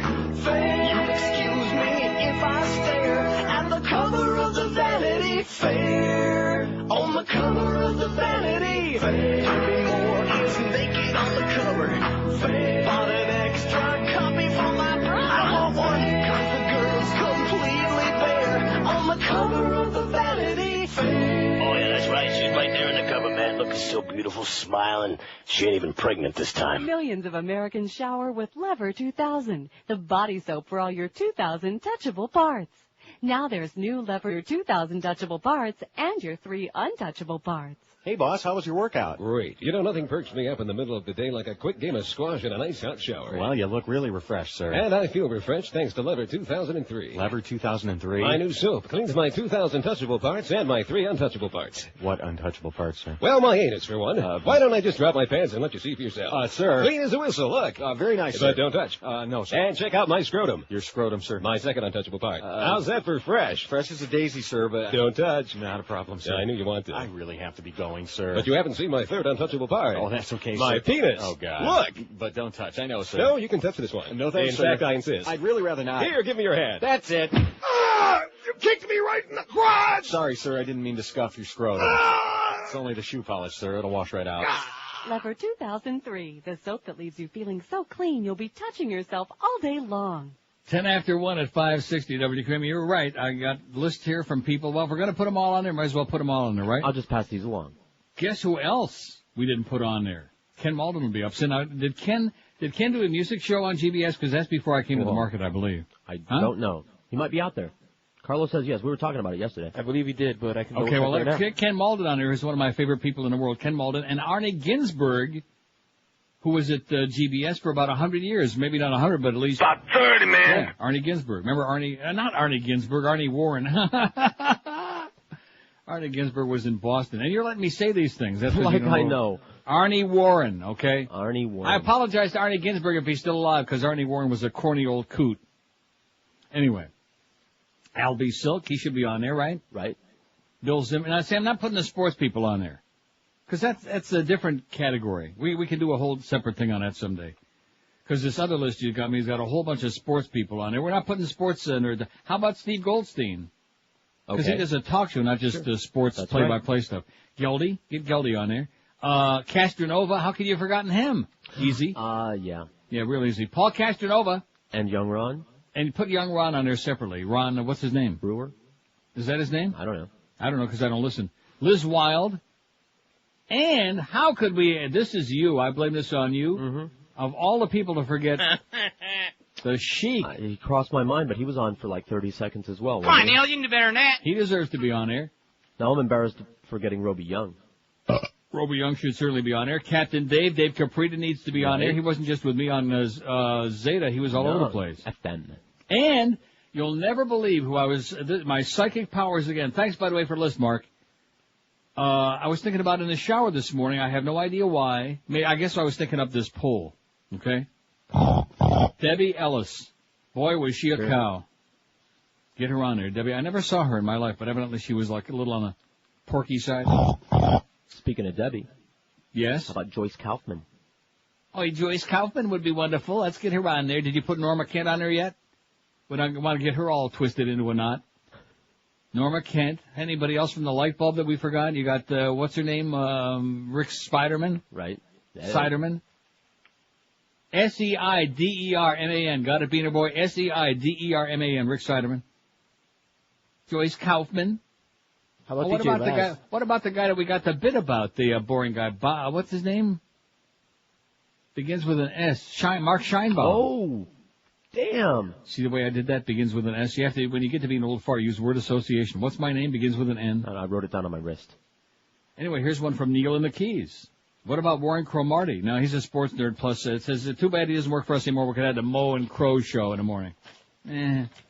Anyway, thanks anyway, Neil in the Keys. Change your name, please. How about DJ Laz? DJ Laz, get him on there right away.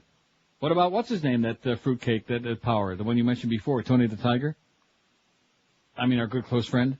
Yeah, Tony the Tiger. And who else did we forget who's no longer there? Boy, speaking of Joe Costello, you forgot him. Oh, no. Your good friend, I you was used to be talking about him anyway. all day yesterday. And, Joe Costello, yeah. Mark Eisenberg, you're writing these down? And, speaking of Joe Costello, how about his close best personal friend from Power 96? Bo Griffin. Aha! Bo Griffin. Get her to get that bitch on there. And Mindy? Mindy who? Lang? Get Mindy Lang on there. She's been on every FM station playing slush for 100 years. Get Mindy on there. Well, what a list we got here, man. We got 8 million votes. Phil Henry, 167. You're not going to catch him, George. I hate to break the news to you. Aside from Neil, the best all-time South Florida radio personality is or was Phil, 167. George, 75. Mad Dog, 65. Randy Rhodes, 41. Howard! Suds Coleman, 28. Rick Riley, 28. Look at that. Remember we were talking about that before the show today? I think that's wrong. What do you mean? That they're tied like that. Moving right along. Are you going to start it again? How about, I'm way past the break. Let me do the break. Okay. No, seriously, I'm not supposed to be working this hour. I'm supposed to be playing all kinds of good stuff, which we're off to a good start. I played some good crap there, by the way. I love that. A lot more comedy, good crap old coming. rock comedy, man. We got all the old rock comedy that was not in there. We got all that old, Chronic from Lutz. I've been working my fat ass off, man. Rectum. You'd be amazed how much good crap I got in there. Here's a question for you folks out there in Radio Land. How low can those interest rates go? Well, I don't know the answer to that, but now the financial group does the limbo rock under the lowest refinance rate you've heard of in a coon's age. How low? 1.95%. That's right. It's true now. You can refinance your home or buy a new home and get a super low 1.95% financing with Financial Group. Call them today, 1-800-940-LEND. That's 1-800-940-LEND. If you're even thinking about refinancing or buying real estate, this is what you ought to do. Call Financial Group and ask away at 1-800-940-LEND. Wait till you hear about these monthly payments, how low they can go. If you have a $100,000 loan, you pay only $368 a month. If you have a $200,000 loan, your payments are only $736 a month. So call Financial Group today and tell them that Neil told you to call 1-800-940-LEND to get that low, amazing rock bottom rate that you've been looking for a long time. 1.95% from Financial Group. 1-800-940-LEND. That's 1-800-940-LEND. They're an equal housing lender. Credit restrictions apply and rates are subject to change monthly. 5.19 APR. My and local. This is Sports Radio 560. QAM. Neil Rogers on 560 QAM. Daniel Quayle was his name, and he turned off his favorite cartoon. He clicked the channels for the Brady Bunch reruns. This was no common buffoon. In the spring of '92, like the spring before, he had nothing to do. He heard a rumor Los Angeles fell. It was a time I remember oh so well. The night that Quayle watched Murphy Brown, all the phones were ringing. The night that Quayle watched Murphy Brown, all the people were singing. Now he's so confused. Maybe someday Dad'll turn on the news. Old Murphy Brown was a dangerous gal, though she lived in RTV. Had a child out of wedlock, this blue dance reality. Now he's wondering if those ought to the clown had a hand in bringing the economy down. Bert and Ernie now have to explain, when did Big Bird become an agent for Saddam Hussein? The night and quail watched Murphy Brown. All the phones were ringing. The night and quail watched Murphy Brown. Fitzwater singing, Georgia will over soon, but maybe for now dance should stick to cartoon. Billy, time for your enema. Oh, jeez, Mom, not another enema. Kids just hate getting enemas, and moms hate giving them.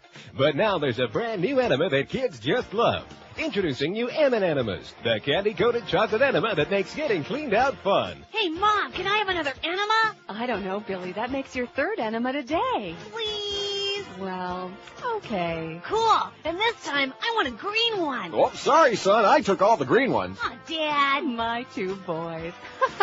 New M&Enemas. Melts in your butt, not in your head. There's a lady in town. She's an Orthodox Jew, and she needs to buy bread that is unleavened. Ooh, oh, and she's buying bread at 7-Eleven.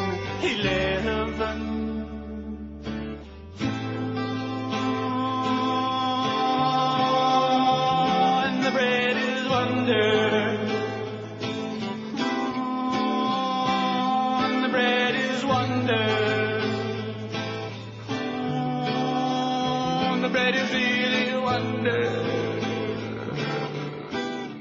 How much for a kiss? How much for a kiss? Could I get it for a nickel? Could I get it for a quarter? It costs more money than I'll miss. How much for a hug? How much for a hug? Could I get it for a nickel? Could I get it for a quarter? It costs more money than I've got. How much for a quick feel? How much for a quick feel? Could I get it for a nickel? Could I get it for a quarter? And would I get a good deal? Can I touch your hiney? Okay. Can I touch your hiney? Okay. Could I touch it for a nickel? Could I touch it for a quarter? Yes. You wouldn't have to remind me. I've got no money to spend. Won't you be my friend? A dime could take us far. If you'll please get in my car, and I'll say to you, how much for a hum job? How much for a hum job? Could I get it for a nickel? Could I get it for a quarter? Can I afford a hum job? A hum job. And now, here's Comical Ali, the former Iraqi Minister of Information, with today's health update. Good news! There is no such thing as SARS. You cowardly American infidels have nothing to fear. That's why leading health experts encourage all Americans to fly to Beijing, China, and lick the doorknobs of the restrooms at the local walk-in clinics. Also, a new study shows that smoking cigarettes is good for you. So smoke 'em if you got 'em, America. With today's health update, I'm Mohammed Saeed Al-Sahaf. May God roast your stomachs in hell. Stay tuned to this station for more updates from Iraq's Minister of Information. And now, Language Lab, the show that teaches you a foreign language in less than 60 seconds. Today's lesson, Greek. Lesson 1, strawberry pie. Strawberry pie. Lesson 2, apple pie. Apple pie. Lesson 3, pumpkin pie. Punky pie. Customer, what kind of pie do you have? Answer. Apple pie, strawberry, and punky. Language Lab is a public service and may not be copied or authorized for resale. Thank you. Cuckoo, baby. Let's turn this mother out. Puff the Magic Rapper is on my TV. No one heard of him before, or his name is Puff Daddy. I said that's Puff the Magic Rapper, won't be here that long. Not unless he learns to sing or to write a friggin' song. I said Puff the Magic Rapper is all over MTV. Only because someone shot Notorious B.I.G. That fat guy, maybe someone should tell him making it this way is wrong. Picking at your dead best friend, seeking flesh and bone. Snoop Doggy Doggy Dog on the ball track. 126 at 560 WQM. It's our gigantic summertime 1 to 2 hour. We like it a lot, don't we? Yes, we do. Tons. And why the hell not? What's not to like? Plus, all the stuff we're hearing now and for days to come, at least when I'm on anyway, is going to be stuff we haven't heard in a long time. At least when I'm on, George. Yeah. See, if you'd have had Shannon sitting upright. Well, anyway, Hot Couples Contest. Check it out. Alexa and Mandy have moved. They've 477. That's all I can say. Alexa and Mandy. Maggie and Tom, who seem to be pretty comfortable, especially in that position, 447. They're still, I mean, the way this is going, it's only Thursday, okay? So by Tuesday, lots of stuff obviously could happen and will. Aaron and Brandon are definitely within shooting distance of the top two, 437. Brittany and Greg, 379. They made a big move today. They moved it. And Natalie and Adrian, 321. Yo, Adrian. So that's what we got so far in the Hot Couples Contest. Keep voting, baby. Keep pounding them out. 26 past 1 at 560 WQM. I cannot believe that the Brandy's has been around damn near as long as I have in town. 25 years this year.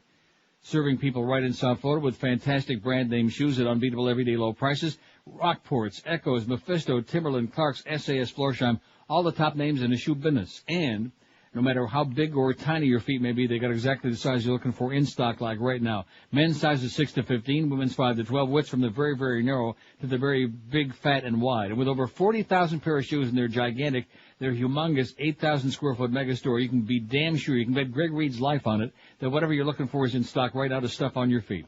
Brandy Shoes, 1290 North Federal Highway in Pompano Beach, open daily 9 to 9, every Sunday as well, 10 to 5. It's a great time right now. Again this week, they've extended this to second week. It's right. Thanks a lot, Troy. Better late than ever. Right now is a great time, better than even usual, to buy SAS shoes at Brandy's because all men's and women's great styles are 20% off and more. So come in or visit them right away this week at Brandy's, or check them on the web if you like at Brandy's Shoes, all one word, brandysshoes.com. Live and local. This is Sports Radio 560. QAQAM. In Miami town. Absolutely. At 560 WQAM.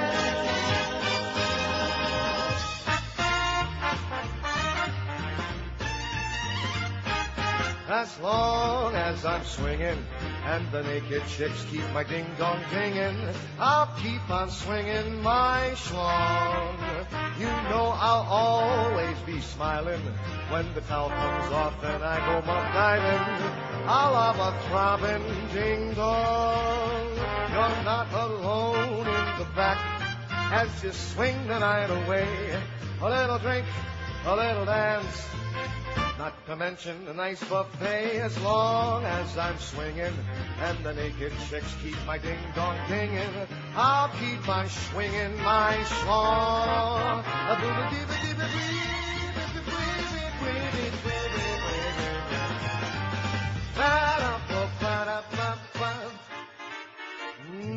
Some may call it lurid, having consensual sex, but all of you purists, you can pucker up and kiss my big white ass. As long as I'm swinging, I don't give a shit what anyone's thinking.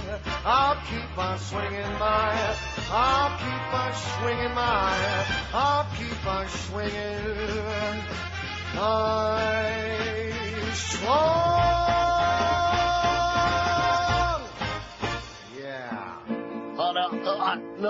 All right. We're making a record. Here we go. She's a big name beauty, and we've seen her booty enough to know her blonde hair's natch. That's right. When she needs a big hit, they just show us her and a teeny weeny peek at her patch. All the films she's in show us lots of skin. She'll get an Oscar for the way she moans. It's my detection that I've got an erection. Someone please cover Sharon Stone. Sharon Stone. No, her acting ain't worth a cent. In my pants I just pitched a tent. I'm a bursting with testosterone. Someone cover up Sharon Stone. Yeah, she sure is some fine fella, ain't she, fellers? Mm-hmm. Oh, yeah. Michael Douglas got lucky with her little woodchucky. Naked bodies all across the floor. Then a rubby-dub-dubby while she's naked in the tubby. I just about rub myself raw. She always dressed scanty. Thank God she wore panties. Who knows the next thing she'll be showing? Don't mean to sound stuffy, but I think I've had enough. If someone cover up Sharon Stone. Sharon Stone. She gonna film a Disney movie. She's not crazy, she's just filthy. I'm a bursting with testosterone. Someone cover up Sharon Stone. Cover up Sharon Stone. Billy Baldwin did her 'cause he oughter. Now he's having trouble passing water. And I just can't leave myself alone. Someone cover up Sharon Stone. Sharon Stone. Got myself an eyeful of her hooter. Holy cow, she's done it with the scooter. She's a public garage in its zone. Someone cover up Sharon Stone. Cover up Sharon Stone. Sharon Stone. No. This is Rush Limbaugh, servant of humanity, talk show host, hemorrhoid sufferer. Folks at over 300 pounds, I know the agony of this kind of dilemma. Ladies and gentlemen, I'm here to tell you there's help. With new Preparation Rush and my Rush to Excellence suppositories. Now you can end the pain and itching of hemorrhoidal tissue. Just look for my picture on the box of suppositories and the applicator tube. Another fine product from OIB, the Obesity in Broadcasting Network. Coming up tonight on Inside the Behind the True Hollywood Celebrity Music Biography Profile Story. Only one thing rivaled her total eclipse of the heart, and that was the total eclipse of her career. She was Bonnie Tyler. Nothing I can do, a total eclipse of the heart. I remember as a child growing up in Wales, you couldn't keep me away from the piano. Did you say Wales? Isn't Catherine Zeta-Jones from Wales? I think so, but Good Lord, that woman is hot. I mean, even when she's pregnant, you just want to do her. Yes, that's fine. Now, could you think Michael Douglas could ever have bagged her if he wasn't famous? I mean, come on, he's like 60 or something. Look, I thought we might discuss my work with Meatloaf songwriter Jim Steinman. I mean, I'll bet sometimes while he's in bed with her, he's just lying there thinking, holy shit, I am banging Catherine Zeta-Jones. Perhaps you'd find my contribution to the Footloose soundtrack worthy of your program.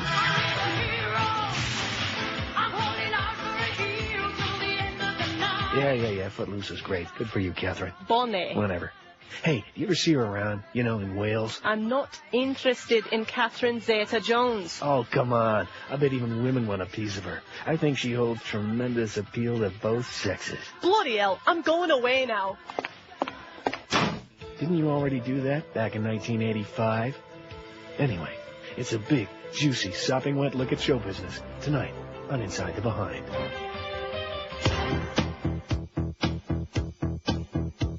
Spreading like crazy, spreading their germs. Oi! Soon they'll be buried and eaten by worms. People don't come together, people they stay apart. Nothing can stop it now, 'cause we are all scared of SARS. Don't go to Asia, don't go to Hong Kong. Absolutely. If if you want to live long. People don't live forever. People must all depart. But no one wants it to happen now. That's why we are scared of SARS. People don't come together. People, they stay apart. Nothing can stop it now. I filled my tank up. How was I to know I'd be helping finance 9/11 by giving money to Unical or Abaco and the Carlyle Group? I turned my lights on last night. How was I to know I was paying James Baker's green fees? I made 2 due today. How was I to know I was providing bathwater to the Middle East? Well, that ain't so bad, I guess. Every time you light a marijuana cigarette, you're helping to finance Romulan overlords and breaking a law based on the old movie Reefer Madness. Little Juju on earth is the scourge of all mankind. I just smoked a reefer joint. Now I'm white mad, you know. For now, I will jump out this window. This message paid for by the Committee to Keep America in the Dark Ages. Welcome back to this installment of the Mo Howard David. Slap me, will you? Slap me before I have a stroke, will you? Okay. Oh, why, you... What's the big idea? You're cured, Mo. Cured, eh? I'll give you a shot that'll cure you. Now, let's go to the phones.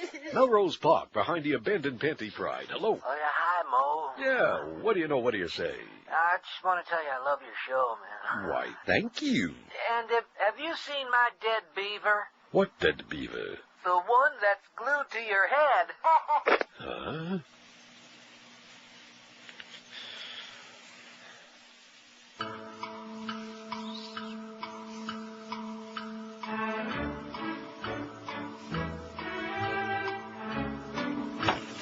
Mr. David, come with us, please. Who the hell are you? We be here to insert some wit. Wit? Wit? Why, I'll have you know I once had lunch with Wit Missile. Hey. Now, what are you doing? Get your hands off We me. can do this the easy way or the hard way. Come along. Who do you think you are? You know who I am. Just step inside. Don't touch me there. And remove your pants. How dare you? Remove your pants. Okay. Bend them over, Binky. Just wrap them down. Not too tight. Not too tight. Hey, you. What's that? What's that long black? Oh. What's that?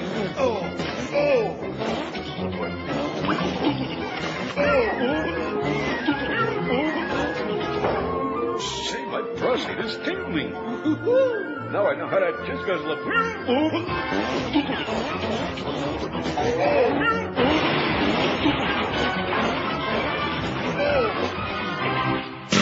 20 till 2 at 560 WQM. We got double-digit getters on the poll so far. Bob Lassiter, 10. Aside from Neil, the best all-time South Florida radio personality is or was. Bill Calder, 12. Joey Reynolds, 14. Scott Farrell, 19. Hank Goldberg, 21. Ricky Tiki Shaw, 24. Ranieri, 26. Rick Riley, 28. Suds Coleman, 32. You feel better now? Yeah, much. Randy Rhodes, 44. Jim Mandich, 68. All right. But George Rodriguez, 76. And Phil Henry, 174. Just running away from the pack when he used to be a good guy. Hey, we got some exciting news. This isn't just the usual commercial for Emerald Coast about the great buffet and all the great natural stuff without any MSG and any cornstarch and any crap in it and all the cholesterol-free oils that they cook with. But there's a rumor going around that they're going to be having karaoke nights on Tuesday night. Haven't you heard that? It might not be every Tuesday night. We're still searching for Well, details. at any rate, we want to be the first ones to put it out there just so you don't be caught off guard. And promising and threatening to be singing if those karaoke nights materialize at Emerald Coast is Duff Lindsay. Oh! Worth the drive. Worth the drive from anywhere. That's going to be in the Sunrise location, of course. There are 3 Emerald Coasts. Not only are they in Sunrise, but they're in North Miami Beach and Pembroke Pines as well. And what a buffet this is. Not just your ordinary pedestrian, but it's like walking into a sea of food. You nearly get lost. There's so much fresh, delicious goodies. 6 different soups, dozens of succulent entrees, including New York strip made to your order at the Gourmet Center. That sizzling Asian grill featuring grilled shrimp scampi style, jumbo scallops wrapped in bacon, and the new seafood Saint Jacques.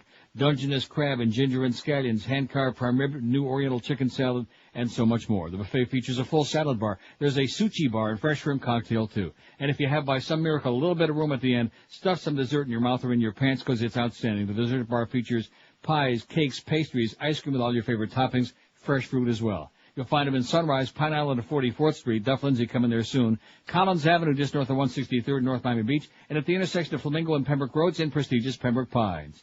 Take your family or book your next business luncheon right now. All size parties are welcome. Let the folks at the Emerald Coast do all the work and cooking for you and make a delicious feast available to you. And don't forget, takeout delivery available too. Call 954-572-3822. What's that number again? 954-572-3822. And keep your eye and your shrimp peeled for Duff Lindsay coming soon to the Emerald Coast Chinese Buffet. Live and local. This is 560. The radio's all yours now.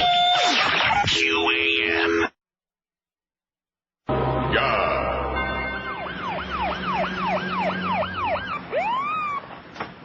What's the problem, officer? Deploy from the vehicle. But what?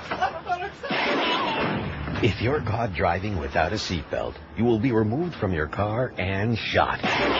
The police now have the authority to enforce seatbelt safety under the new Patriot Act 2. The new law is in effect now, so click it or be shot. Officers don't like doing this. They are only following orders. It's for your own protection in the never-ending fight against terrorism. Terrorist acts such as mouth noise, burping, and farting could be annoying to others. So under Patriot Act 2, eating will no longer be permitted in restaurants. Anyone eating outside the designated eating area will also be shot.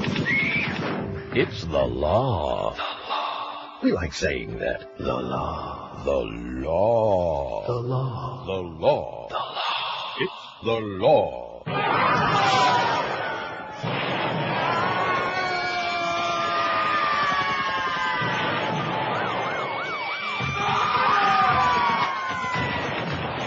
It's Intifada time, make bombs in Palestine, all Israel will be mine. It's Intifada time, it's Intifada time, make bombs in Palestine, all Israel will be mine. It's Intifada time. Hello, children. Welcome to Yasser's Terrorist Kindergarten. Do you know what time it is? It's Intifada time, teacher. That's right. And what do we want to be? We want to be martyrs. And how do we do this? We wear bombs and kill Israelis.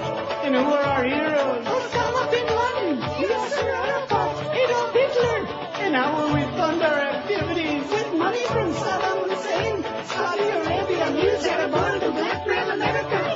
Children, do we want peace with the Israelis? No, we want to kill them and drive them into the sea. Very good, children. Now strap on your bombs. All the time, make bombs in Palestine, all Israel will be mine. It's Intifada time, it's Intifada time, make bombs in Palestine, all Israel will be mine. It's Intifada time, it's Intifada time, make bombs in Palestine, all Israel will be mine. It's Intifada time, it's Intifada time, make bombs in Palestine, all Israel will be mine. It's Intifada time. Hi, it's me, Richard, and guess what? I found another way for you to try to lose weight while I cash in. It's bacon to the oldies. Feel the burn in your butt till it glows in the dark. It's the high-impact video workout that won't let you sit down. Ow! I love it. Come on, grab a hairbrush, a coat hanger, a real nice leather glove.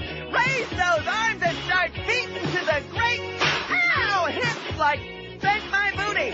Swat me with your best shot. And girls just want to, get spanked. Would you stop for a minute? And so many more. And when you order, you'll also receive my new Deal a Squeal plan too. So come on, not you. Put a healthy glow on those cheeks and start bacon to the oldies. Available at Boy Toys R Us. First, there was Calvin Klein's obsession. Then, Elizabeth Taylor's passion. Now comes an exciting new fragrance inspired by America's #1 television star. Introducing Rosenbar's Derrière. Hey, gals, you know, women like you and me are never gonna look like Liz Taylor. So why should we smell like her? Just do what I do.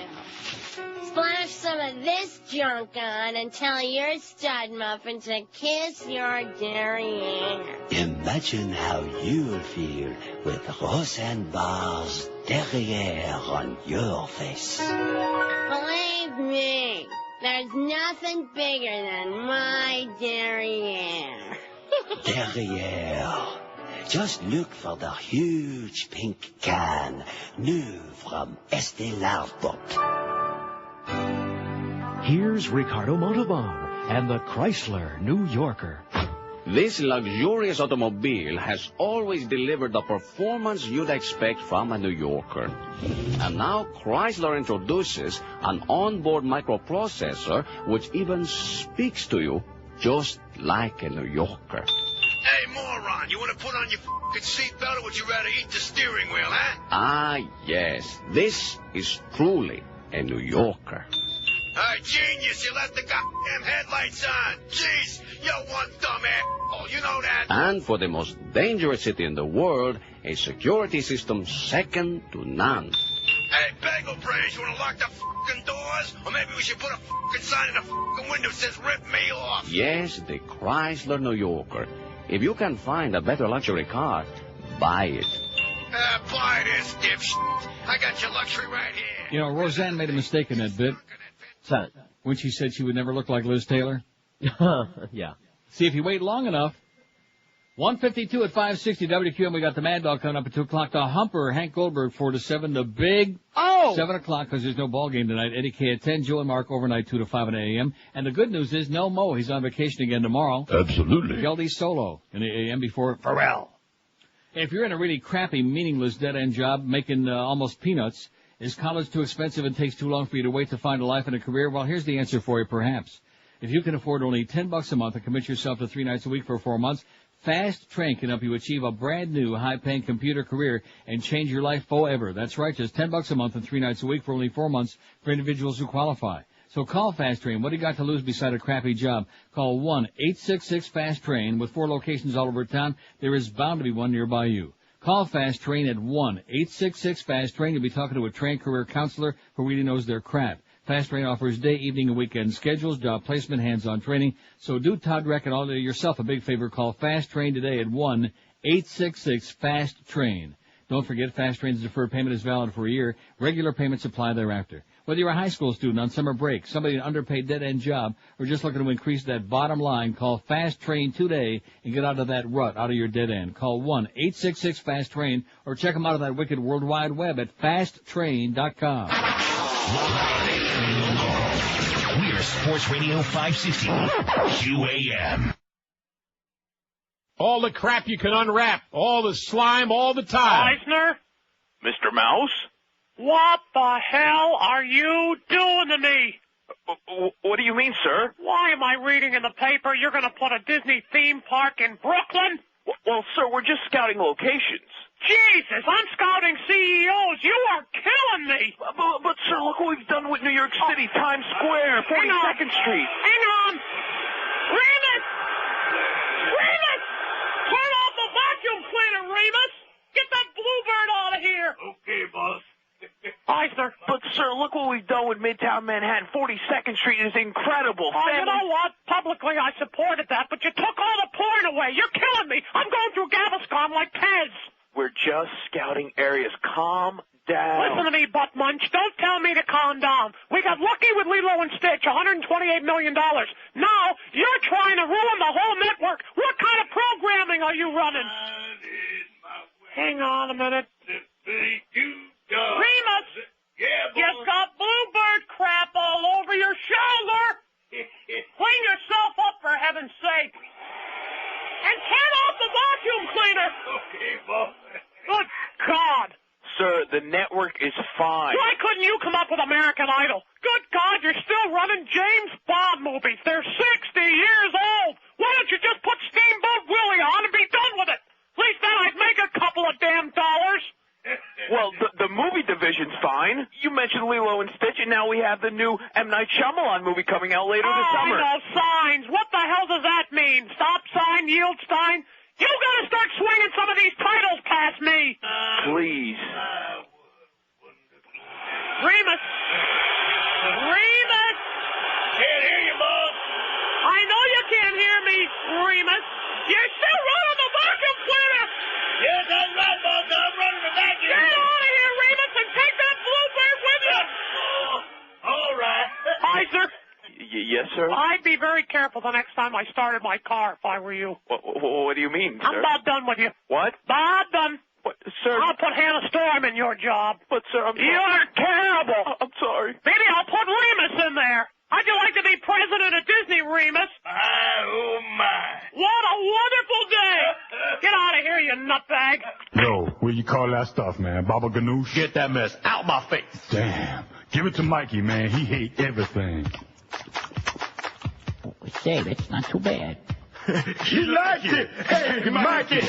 Mike Tyson's back and he's worshiping Muhammad. Allah, Allah, Mike Tyson. Now he's gonna kick ass and get everything he wanted. Allah, Allah, Mike Tyson's back. It's been 3 years, has he become a wussy? Allah, Allah, Mike Tyson's back. The first thing that he did is go out and get some meow.